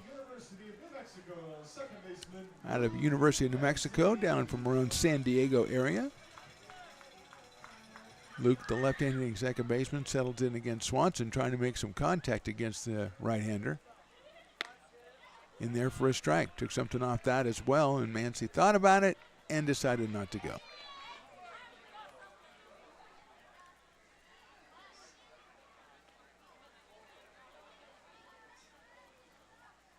Mancy hits that one sharply out towards shortstop, picked up by Bittner. Takes his time, throws it down low, and it's missed at first base. It's an error on the shortstop, and Mancy will reach base.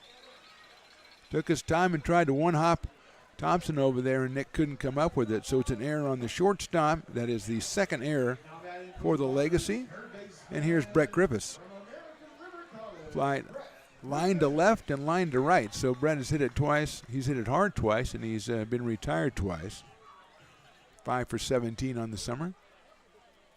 Third baseman out of American River College against Swanson. Hits that one out right to shortstop. Bittner going to go to second for the fourth, and that's the inning. No runs, no hits, 1 error, and 1 left. We'll go to the top of the fifth now with the Potters on top 8-2. This job is the Esplanade at Turkey Creek phases 4 and 5. Our scope of work for this project is full scope, so we've got all the underground, all the joint trench, and all the topside included with it. We're putting in sewer pipe, manholes. We're not doing services yet. We go through and do all the main line, and then we come back and do all the services after that. I would say this project right here, the one we're working on, is probably about a 2-month project. It's very costly to the developer, so beating the schedule is very important, more important than most projects. It's got a lot of groundwater, so we've got an extensive groundwater pump system in place. It's just cool to be a part of the built environment and know that for the next 100 years that people are going to use and enjoy what we've created here today.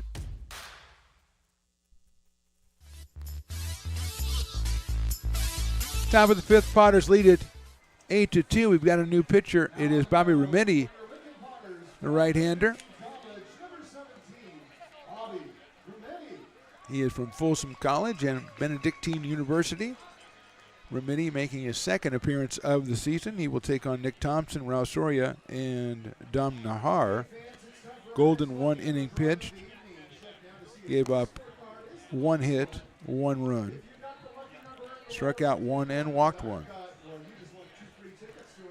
So Martinez, then Golden, now Bobby Remedi.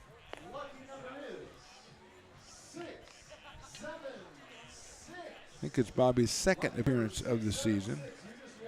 He was in that game against the Knicks on Sunday as well. So second appearance for Bobby Remedi, and he will start off with the 3-4-5 hitters in the order for the Legacy, who have scored single runs in the second and the fourth. Potters with 4 in the first, 2 in the second, and 2 in the third. Owen Swanson very impressive in that bottom of the fourth with a couple of strikeouts. Tyler Robertson chatting with the home plate umpire, hoping to put in a good word for Bobby Remedi.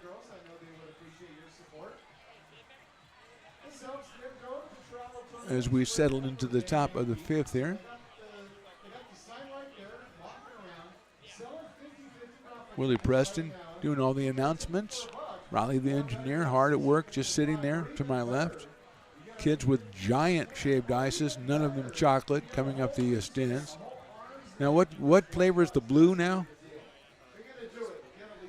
Blueberry maybe? Yeah, okay, I'll go with that maybe. I don't know. Riley, you're supposed to know more about this stuff, okay? When I ask you these things, you're supposed to know them. Go down to the shaved ice thing and do a little inventory. Remedi's first pitch to Thompson on the outside corner for a strike. Nick has walked and singled, so he is 1 for 1. Amazing the difference they can make when it's nighttime and they turn the lights on in here. Incredible. Swung on and fouled into the catcher's glove. 0-2. Bobby took something off that one to Nick Thompson. Raul Soria on deck. If they get the first batter of the fifth inning out by any means necessary, it's half off Founders Brewing Company products the remainder of the inning. I believe I have that right. It's the Founders Fifth, I believe is what it's called. And of course that may be totally wrong, but I think it has the ring of truth to it. So it gives the fans another chance to root and get better beer. That's lifted down the left field line out of play to the grassy knoll, which again has the pop-ups. It's got a couple of umbrellas. It's got a lot of people. It's a party down there. It may become the new in place in Lincoln. I mean, you know, obviously there's Stillians, but I mean, they could use another alternative. Breaking ball just a little bit too high, and oh, thirsty fans. Especially this guy coming up with the nachos, who didn't realize that he could have a half-price beer to go with those nachos if that ball was just called a strike. 2 balls and 2 strikes. Again, same place, same call. Good consistency, 3-2. Willie Preston did not agree. He's making weird noises over there, but he's just hoping for the fans to get a good deal. You got to retire the first batter in the top of the fifth to get half off. It's 3-2, and here's the pitch. Swing and a miss. He got him on strikes. I don't know that the fans really realize what just happened. Willie's going to have to get on his job and tell everybody. There he goes. Nice, nice, and nice. Wait a minute. That little kid just got up, and I don't think he can take advantage of that. But okay, some good patrons going down to the Brick and Barrel Backyard Beer Garden to take advantage of that Founders' generosity. There's a line drive by Soria, and that's in there for a base hit. Earl had a hit on Tuesday. He's got a hit today after flying to center and flying to left, so he's 1 for 3. That is the 6th hit of the game for the Legacy, and it brings up Dom Nahor, who has doubled and popped to second. Now batting for the Legacy, number 25, left fielder Dom Nahor. 2 for 5 in the 2 games.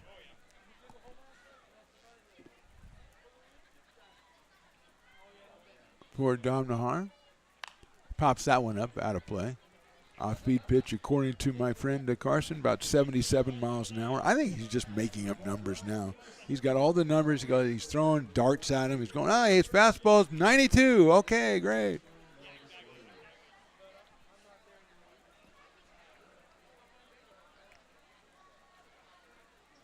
Breaking balls popped out of play. 0-2 quickly on Nahar. He's followed by Ryan Farr, who's 1 for 2 in the game today. Dom's out of Cal State East Bay. Soria leading at first base, held on over there by J.T. Walden. That is just a little bit too low. 1-2.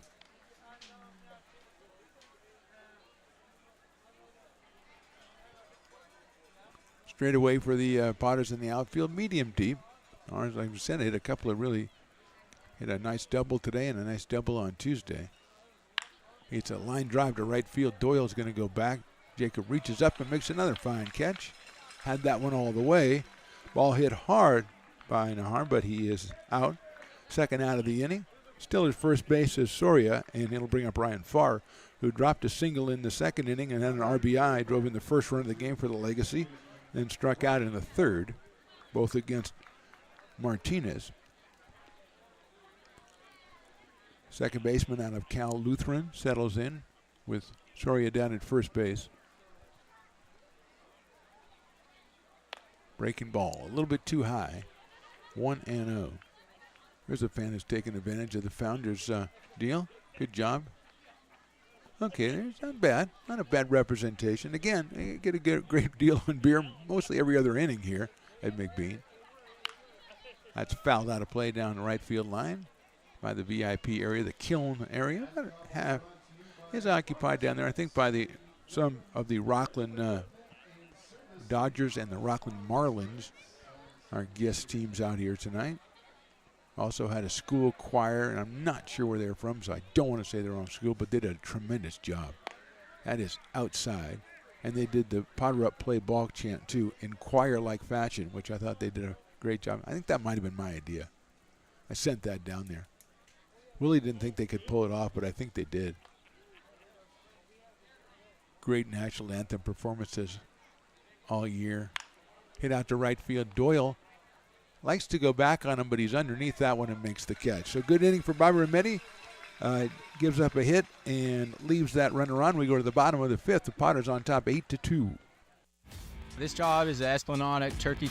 I'm Bill Spear, North Valley president of Five Star Bank. In a time when business can feel so uncertain, we're here for you every step of the way. I know they have a lot of bells and whistles within their bank, but just the relationship piece here locally on the business side is huge for us. 5 Star treats us like we're number one. They're right there with suggestions, with help. So I have to bank with people that have our mission in mind. We're 5 Star Bank. How can we help you?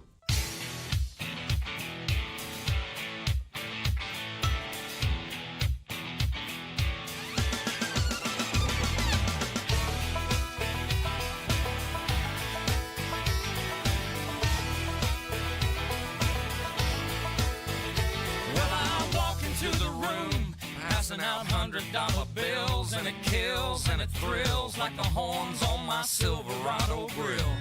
And I buy the bar double round.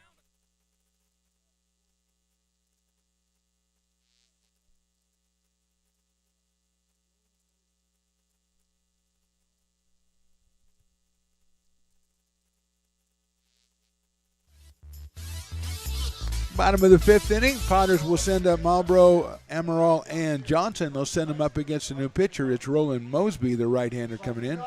We're in number 14 for the Legacy. He is out of Kenyatta College, and he played in the game on Tuesday. So Swanson was in there for just a single inning. He struck out 2 and was very effective. And here's Mosley. And he'll start off against Quincy Marlboro, who was lined out and walked. So Quincy is 0 for 1 with a run scored. Came into the game hitting at .250, had 2 hits in the game last night.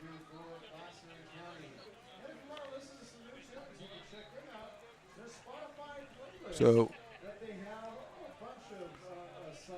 Johnson, Swanson, and then Mosley, the 3 pitchers so far for the Legacy. I think the other night they had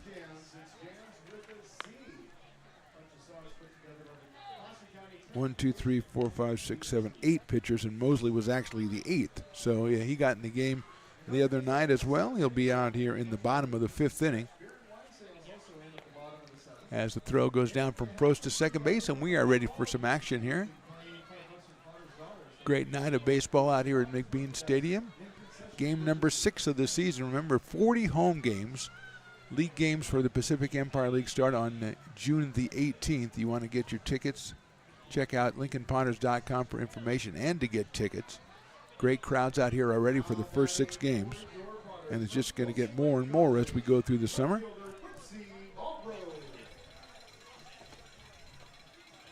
Here's Quincy Marlborough out of Folsom Lake College. That one's fouled off and almost missed the pitch as Riley the engineer has seen another chocolate shaved ice. So we're going to go ask that kid what it is. If you want to, I want to know for sure. I think it's root beer. But it did kind of look like chocolate. I got to be honest with you. It did kind of look like chocolate. 0-1 pitch is a ball. Although your description of the blue one is actually, it's blue raspberry, okay, is what it is. Not whatever you say, blueberries and raspberries or something. It's blue raspberry. You got to get these right. If you're going to go order, you got to know what you're going to get at Shaved Ice. There's a big line there all the time. Mosley's 1-1 pitch. Quincy fouls that one off behind us right toward the Shaved Ice booth, so it's 1 ball and 2 strikes. Did look like chocolate, though, I got to admit.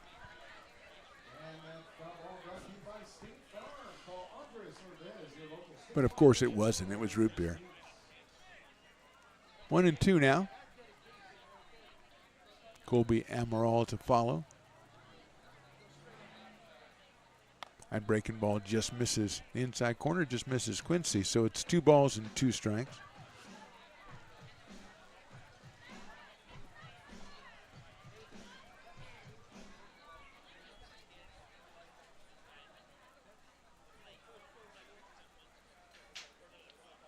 Swinging and a miss. So Mosley comes in, gets the strikeout. That's the 3rd strikeout in 5 batters for the relievers here. And with 1 out, Colby Amaral will be the hitter.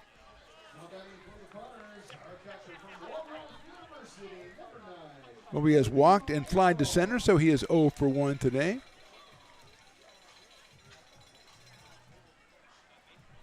Looking down the third base, there's a lot going on down the third base line at McBean Stadium. We've got the bounce house, we've got the obstacle course bounce house, we've got the grassy knoll with the pop-up tents and everything. There's a ground ball down to third base, scooped up by Ringer across the diamond to get him at first base.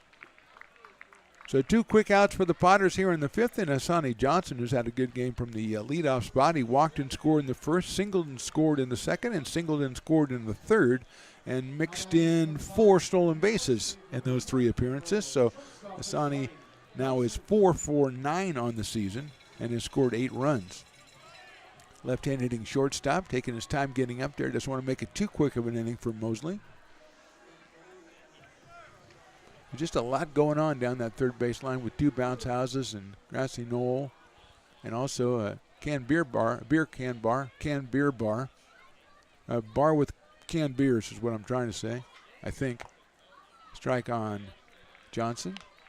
Down the right field line, of course, we have the Brick and Barrel Backyard Beer Garden. We have the Kiln, the VIP area. And, you know, and then right behind us, kind of down the first base line, is the Shaved Ice, but it's more straight behind us. Outside. So pick your poison. You're either going to the beer garden or you're going to the bounce house. I think that's pretty clear which way you're going to go depending on who you are. I'm thinking. Well, there's something for everybody is my point, I think. Johnson takes a fastball high and outside. 2 balls and 1 strike on Hassani Johnson.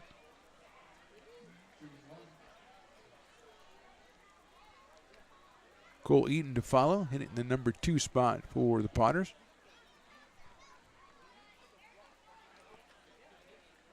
Inside, 3-1 on Hassani Johnson. I think maybe they'll just walk him just to see if they can throw him out when he steals second. Maybe they're challenging themselves.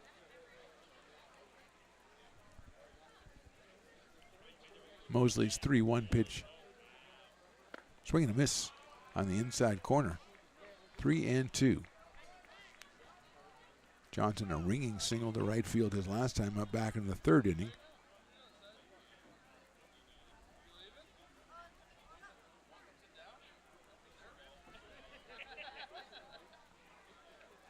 3 balls, 2 strikes, 2 outs here in the 5th. Johnson takes high, ball 4. So 4th time on base for Asani Johnson, and it'll bring up Cole Eaton, who has flied to right. He has hit a sacrifice fly, and he's popped up to the catcher. So he is 0 for 2, picked up an RBI, his 4th of the season, back in the 3rd inning.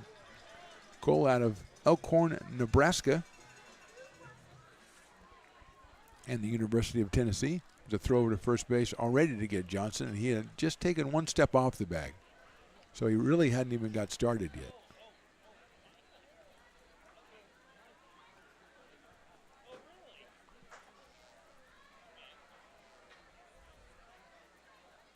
Not going, there's a line drive that is into left center field for a base hit. Johnson rounding second, thinking about it. Now he's going to have to go back to second as Winton throws in behind him. But it's a single for Eden, his first hit of the ball game. Johnson's now at second. That is hit number 7 for the Potters and brings up Jake Tandy. Jake has singled it a run, he has walked, and he has flied to left. So he is 1 for 2. 10 for 26 on the season. 15 runs batted in and a pair of home runs for Jake Tandy, as the Potters try to put together a late developing 5th inning rally. Prolonging the deal on Founders Beer, too. It makes the inning longer. Tandy takes outside. So, I mean, that's a very thoughtful thing for the Potters to do. Johnson getting the walk and Eaton getting the base hit. Tandy from West Sacramento, California, University of the Pacific. Right-handed hitter is the DH today for the Potters. Takes in the dirt, and that's a nice block by Froese, who does it a lot. And he saves 90 feet right there. 2 balls and no strikes.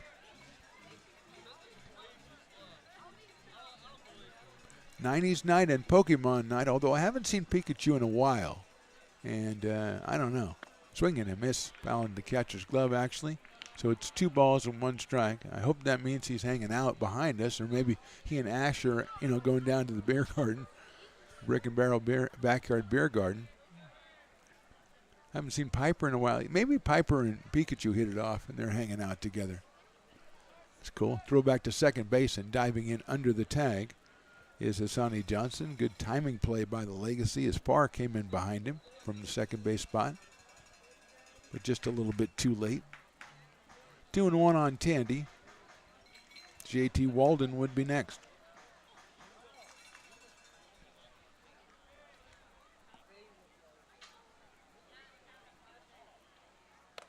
Tandy takes high.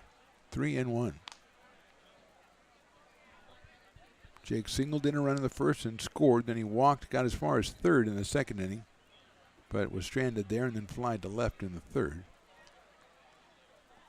Had 7 runs batted in last night's game, including a grand slam home run. 3-1 pitch is hit high up in the air to left field. Nahar's going back, still going back, and he's not going to get it. Jake Tandy has done it again. Home run number 3, a 3-run shot, and the Potters take an 11-2 lead.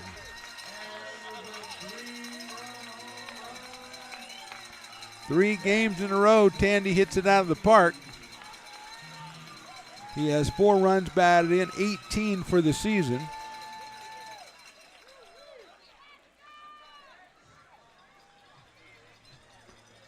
...318 feet over the left field fence. 101 miles an hour off the bat for Jake Tandy. Here's JT Walden, who's reached on an error, been hit by a pitch and struck out. So the inning started out poorly for the Potters. First 2 batters were retired, then a walk to Johnson, a single by Eaton, and the 3-run home run by Tandy.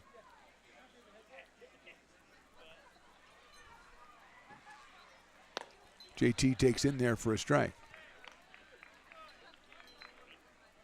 Jacob Doyle on deck. Potters strike for 3 with 2 out.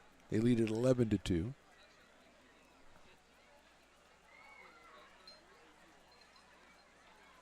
JT takes down in the dirt for a ball, evens it up at 1-1. JT with 2 3-run homers in his only 2 plate appearances last night. He's 0 for 2 in this one. Did pick up a RBI when he was hit by a pitch with the bases loaded back in the second inning, so he has 7 of those things. Tandy trying to get way out in front. He has 18 runs batted in now. JT swings and misses at an off-speed pitch, 1-2. So the Potters, the last couple of days have really been brought out the bats with home runs. 2 for JT, 3 for Tandy. Jacob Doyle with 1. 1 ball, 2 strikes.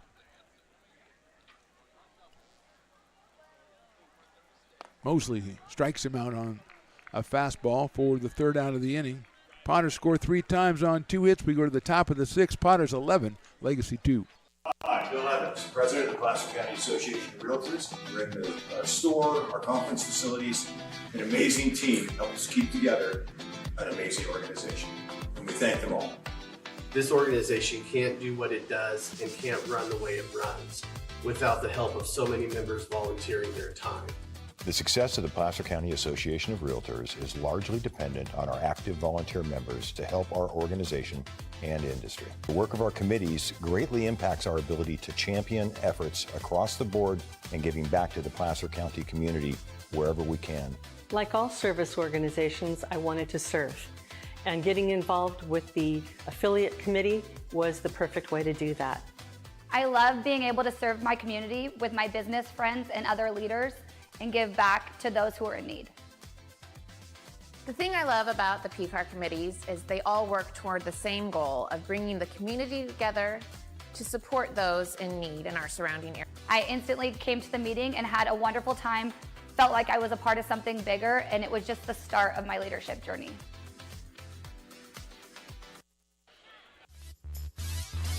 Right in the middle of the Piper Dance contest here in the top of the 6th inning. Potters lead 11-2, and I thought it was pretty good. As soon as Willie said there was a hat for the winner, we started seeing some moves busted out. One kid did the worm, and another kid said, "I'll do you one better," and he just went down and started doing push-ups, which I don't know. Maybe that's a revised worm, I don't know, but let's see who the winner's going to be. Ava's down there running the show as Piper is kicking it. He runs the best dance contest around anywhere, bar none. We've got a winner, and it wasn't the worm guy or the push-up guy. So congratulations to our winner, and we'll move on into the top of the 6th with Jacob Frost, Daniel Daniels, and John Ringer, 7, 8, and 9 against Bobby Remedi. The 3rd pitcher for the Potters in this one. Martinez started, then Golden. Swing and a miss to Jacob Frost, who's lined 2 solid singles to left field tonight. So he is 2 for 2.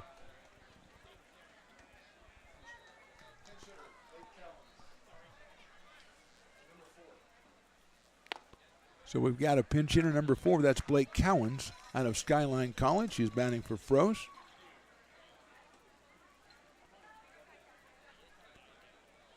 So Jacob will retire for the night, 2 for 2. And Cowens takes over and takes that one just a little bit too high. So Frost 4 for 5 in the 2 games against the Potters this week. Scored 2 runs, drove in 1. And here's Cowens.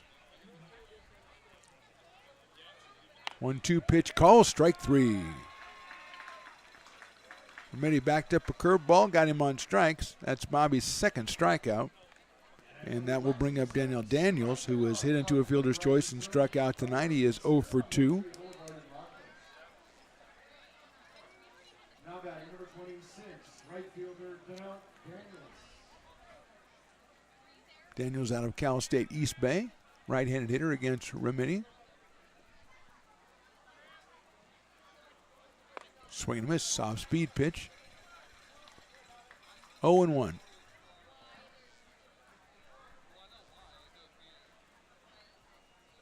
The Potters executive who looks a lot like the guy who was Charizard earlier in the evening, walking behind home plate. That one just misses the inside corner, even to count up 1 ball and 1 strike. That still is going to be stuck in my mind when Charizard had to take a phone call and left. You know, I don't. Maybe he's evolving. I don't know. That happens. Maybe he's turned into a Charmander, but I don't think that's the way it happens. Chopper down to 3rd. That's a foul ball. Griffiths giving chase. Backhands it, but it is a foul ball. So it's 1-2 on Daniels. He's followed by John Ringer, who is the Dueling Dogs batter, and that would be over in the 7th inning. So here in the bottom of the 6th, that might be the last chance for Potters to have like 4 chances today for discount beers. That's a ground ball down to Griffiths. He knocks it down, picks it up, throws across the diamond, but not in time. That was a very tough hop that got him back on his back heels. And he dropped the ball, picked it up through to first. So Daniels is on. And that'll bring up John Ringer, playing at third base, the Dueling Dogs batter. Ringer struck out and walked, so he is 0 for 1. John out of Norwich University has a runner at first base and 1 out.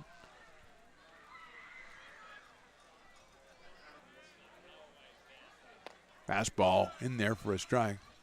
Randy's fastball about 86.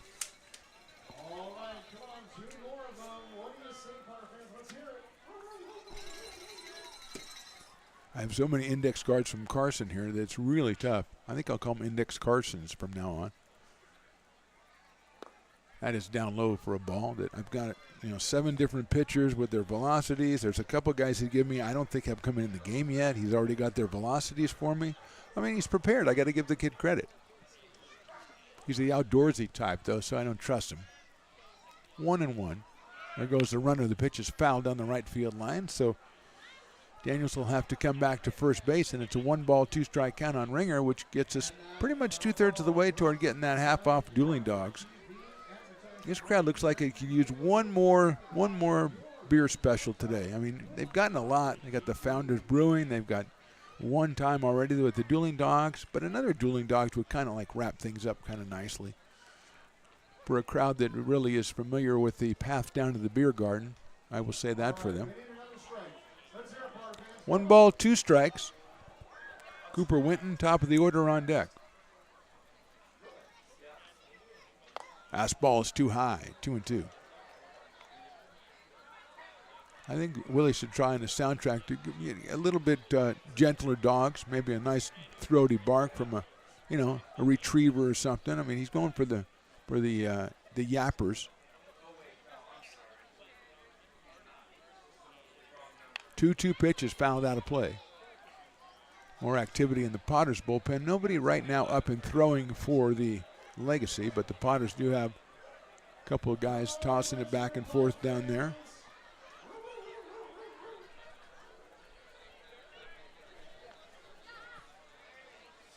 Willie, don't add your own bark in there again. That was disconcerting to say the least. 2-2 pitch.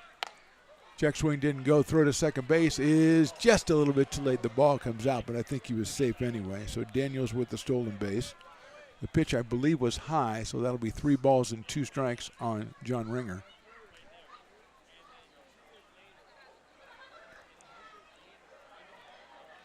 Piper the Peacock walking around, strutting around jauntily, interacting with the Lincoln Football Club soccer team who are here selling 50-50 tickets.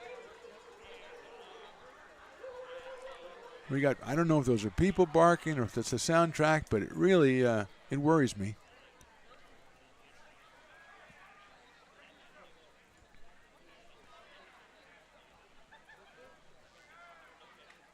Swung on and fouled back to the screen. Just spoiled that one at the last second.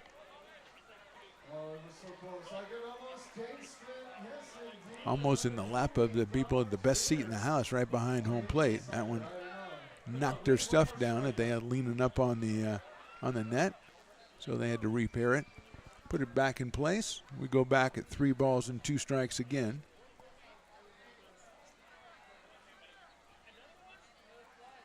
That's lined into right field. That'll be a base hit. Doyle running over to his left. Here comes Daniels around third. He falls down, and Doyle drops the ball, so it might have been a blooper reel.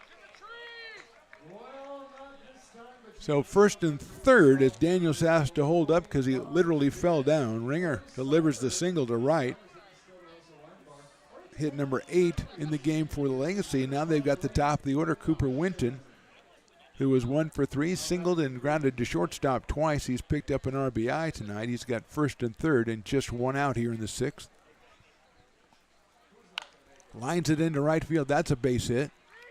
1 run is in. Stopping at second is Ringer as Doyle comes up with it.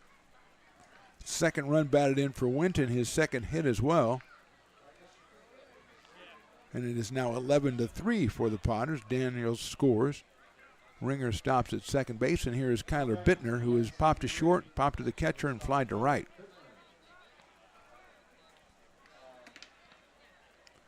Kyler out of Kenyatta College was 2 for 4 on Tuesday with an RBI. 1 out in the inning, 1 run in, 2 on for the Legacy. Breaking ball in there for a strike. Nick Thompson on deck. Bittner either didn't agree with the call or just was mad at himself for not swinging. Maybe the latter on that one. That was a pretty good looking pitch. So 0-1. Bobby Remedi in his second inning of work. Martinez started, then Golden went 1 inning. Same pitch, knocked down to Griffiths at third, over to second for 1, over to first, and they got him at first base. The 5-4-3 double play. Good job at second base by Mancy, handling the hard throw from Griffith and turning it around. 5-4-3, 1 run and 2 hits. We go to the bottom of the 6th. Potters now on top, 11-3.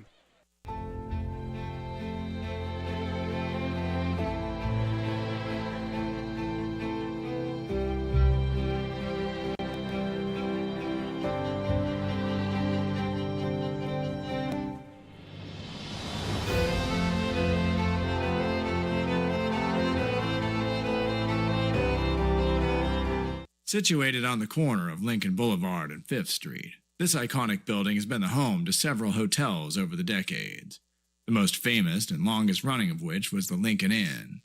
Having undergone several renovations and architectural changes, this building is the current home of Old Town Pizza, which boasts not 1 but 2 floors for your dining enjoyment, including open-air seating on the roof. Stop in for a slice today. Or stop by the Lincoln Museum to see the 300-pound cash register that used to adorn the front desk of the Lincoln Inn. For more great history, visit the Lincoln Area Archives Museum and, by appointment only, take their free walking tour of historic downtown Lincoln. Bottom of the 6th, Potters lead 11-3. Not a bad bat spinning race there. They had 2 fine contestants. The second guy looked like he was going to lurch onto the field, which is always my favorite thing when they run down there and end up on the field. The first guy just looked like he was very tired. He didn't look like he was disoriented at all. He just looked like, man, I am just exhausted. But he got there and he slapped the hands for Piper and got the win. So congratulations to both the contestants in the bat spinning race. They did a good job, and that's the kind of disorientation and sluggishness I expect to see from my participants. Roland Mosley is going to be out on the mound. He is the 3rd pitcher. Came on in the 5th inning. It's the 3rd pitcher after Johnson and Swanson for the Legacy, who have single runs in the 1st and the 4th and the 6th. Make that the 2nd and the 4th and the 6th. And here's Jacob Doyle. He has homered. He has singled. He has struck out. He is 2 for 3. He has driven in 4 runs. He has scored a run. He's 5 for 8 so far as a Potter, with 2 home runs. Takes that one inside from Mosley. Rolling out of Kenyatta College.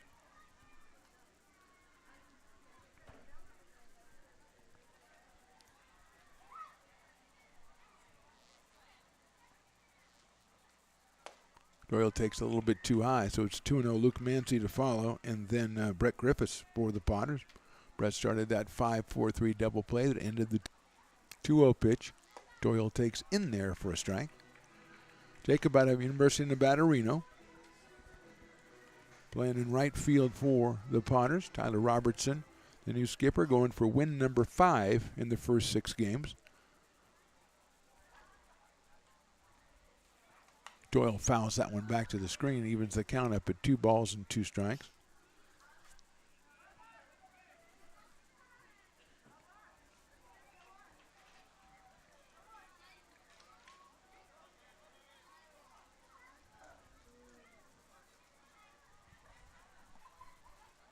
Potters with some activity in their pinch. Swung on and missed. Nice off-speed pitch. Mosley gets the strikeout, his 2nd strikeout in a row, and 3rd of an inning and a 3rd, and that will bring up Luke Mancy. Now batting for the Potters, Luke has singled, he's popped to short, and he's reached on an error, so he is 1 for 3 in this one, 5 for 12 for the season. Out of down near San Diego in the University of New Mexico for Luke Mancy.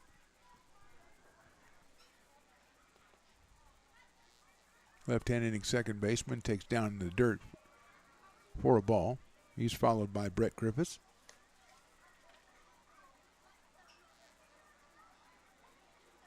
Potters start league play in the Pacific Empire League on June the 18th, which I believe is a Tuesday. It's close to that, somewhere around there. Check out the schedule, which is on the Lincoln Potters website, potters.com, and you can get tickets and information. Looks like Ken Blankenship loosening up for the Potters out in the pen out of Sac City College. 2-0 on Luke. Swings and misses at that one. Makes it 2 balls and 1 strike. Potters have had Martinez, then Golden, Remedy, and now we've got Blankenship warming up in the pen, maybe coming out for the top of the 7th. 2-1 to Mancy. Luke swings and grounds it, but foul down the first base line toward that bullpen. So his count is 2 balls and 2 strikes.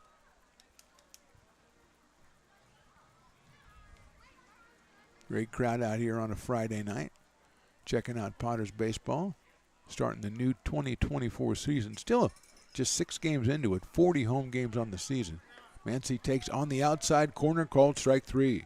So Mosley struck out 3 in a row, and that'll bring up Brett Griffiths, who's line to left, line to right, and hit into a fielder's choice. So Brett is 0 for 3 so far in this one, 5 for 18 for the summer.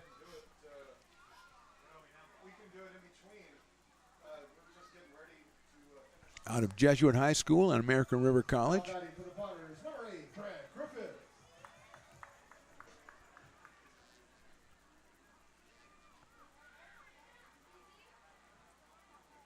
Hits that one high in the air to short left field, moving over is Nahar, and he makes the catch for the 3rd out. A little bit, fighting it a little bit, but he made the play. 1, 2, 3 for the Potters in the bottom of the 6th. We go to the 7th. They stay on top 11-3.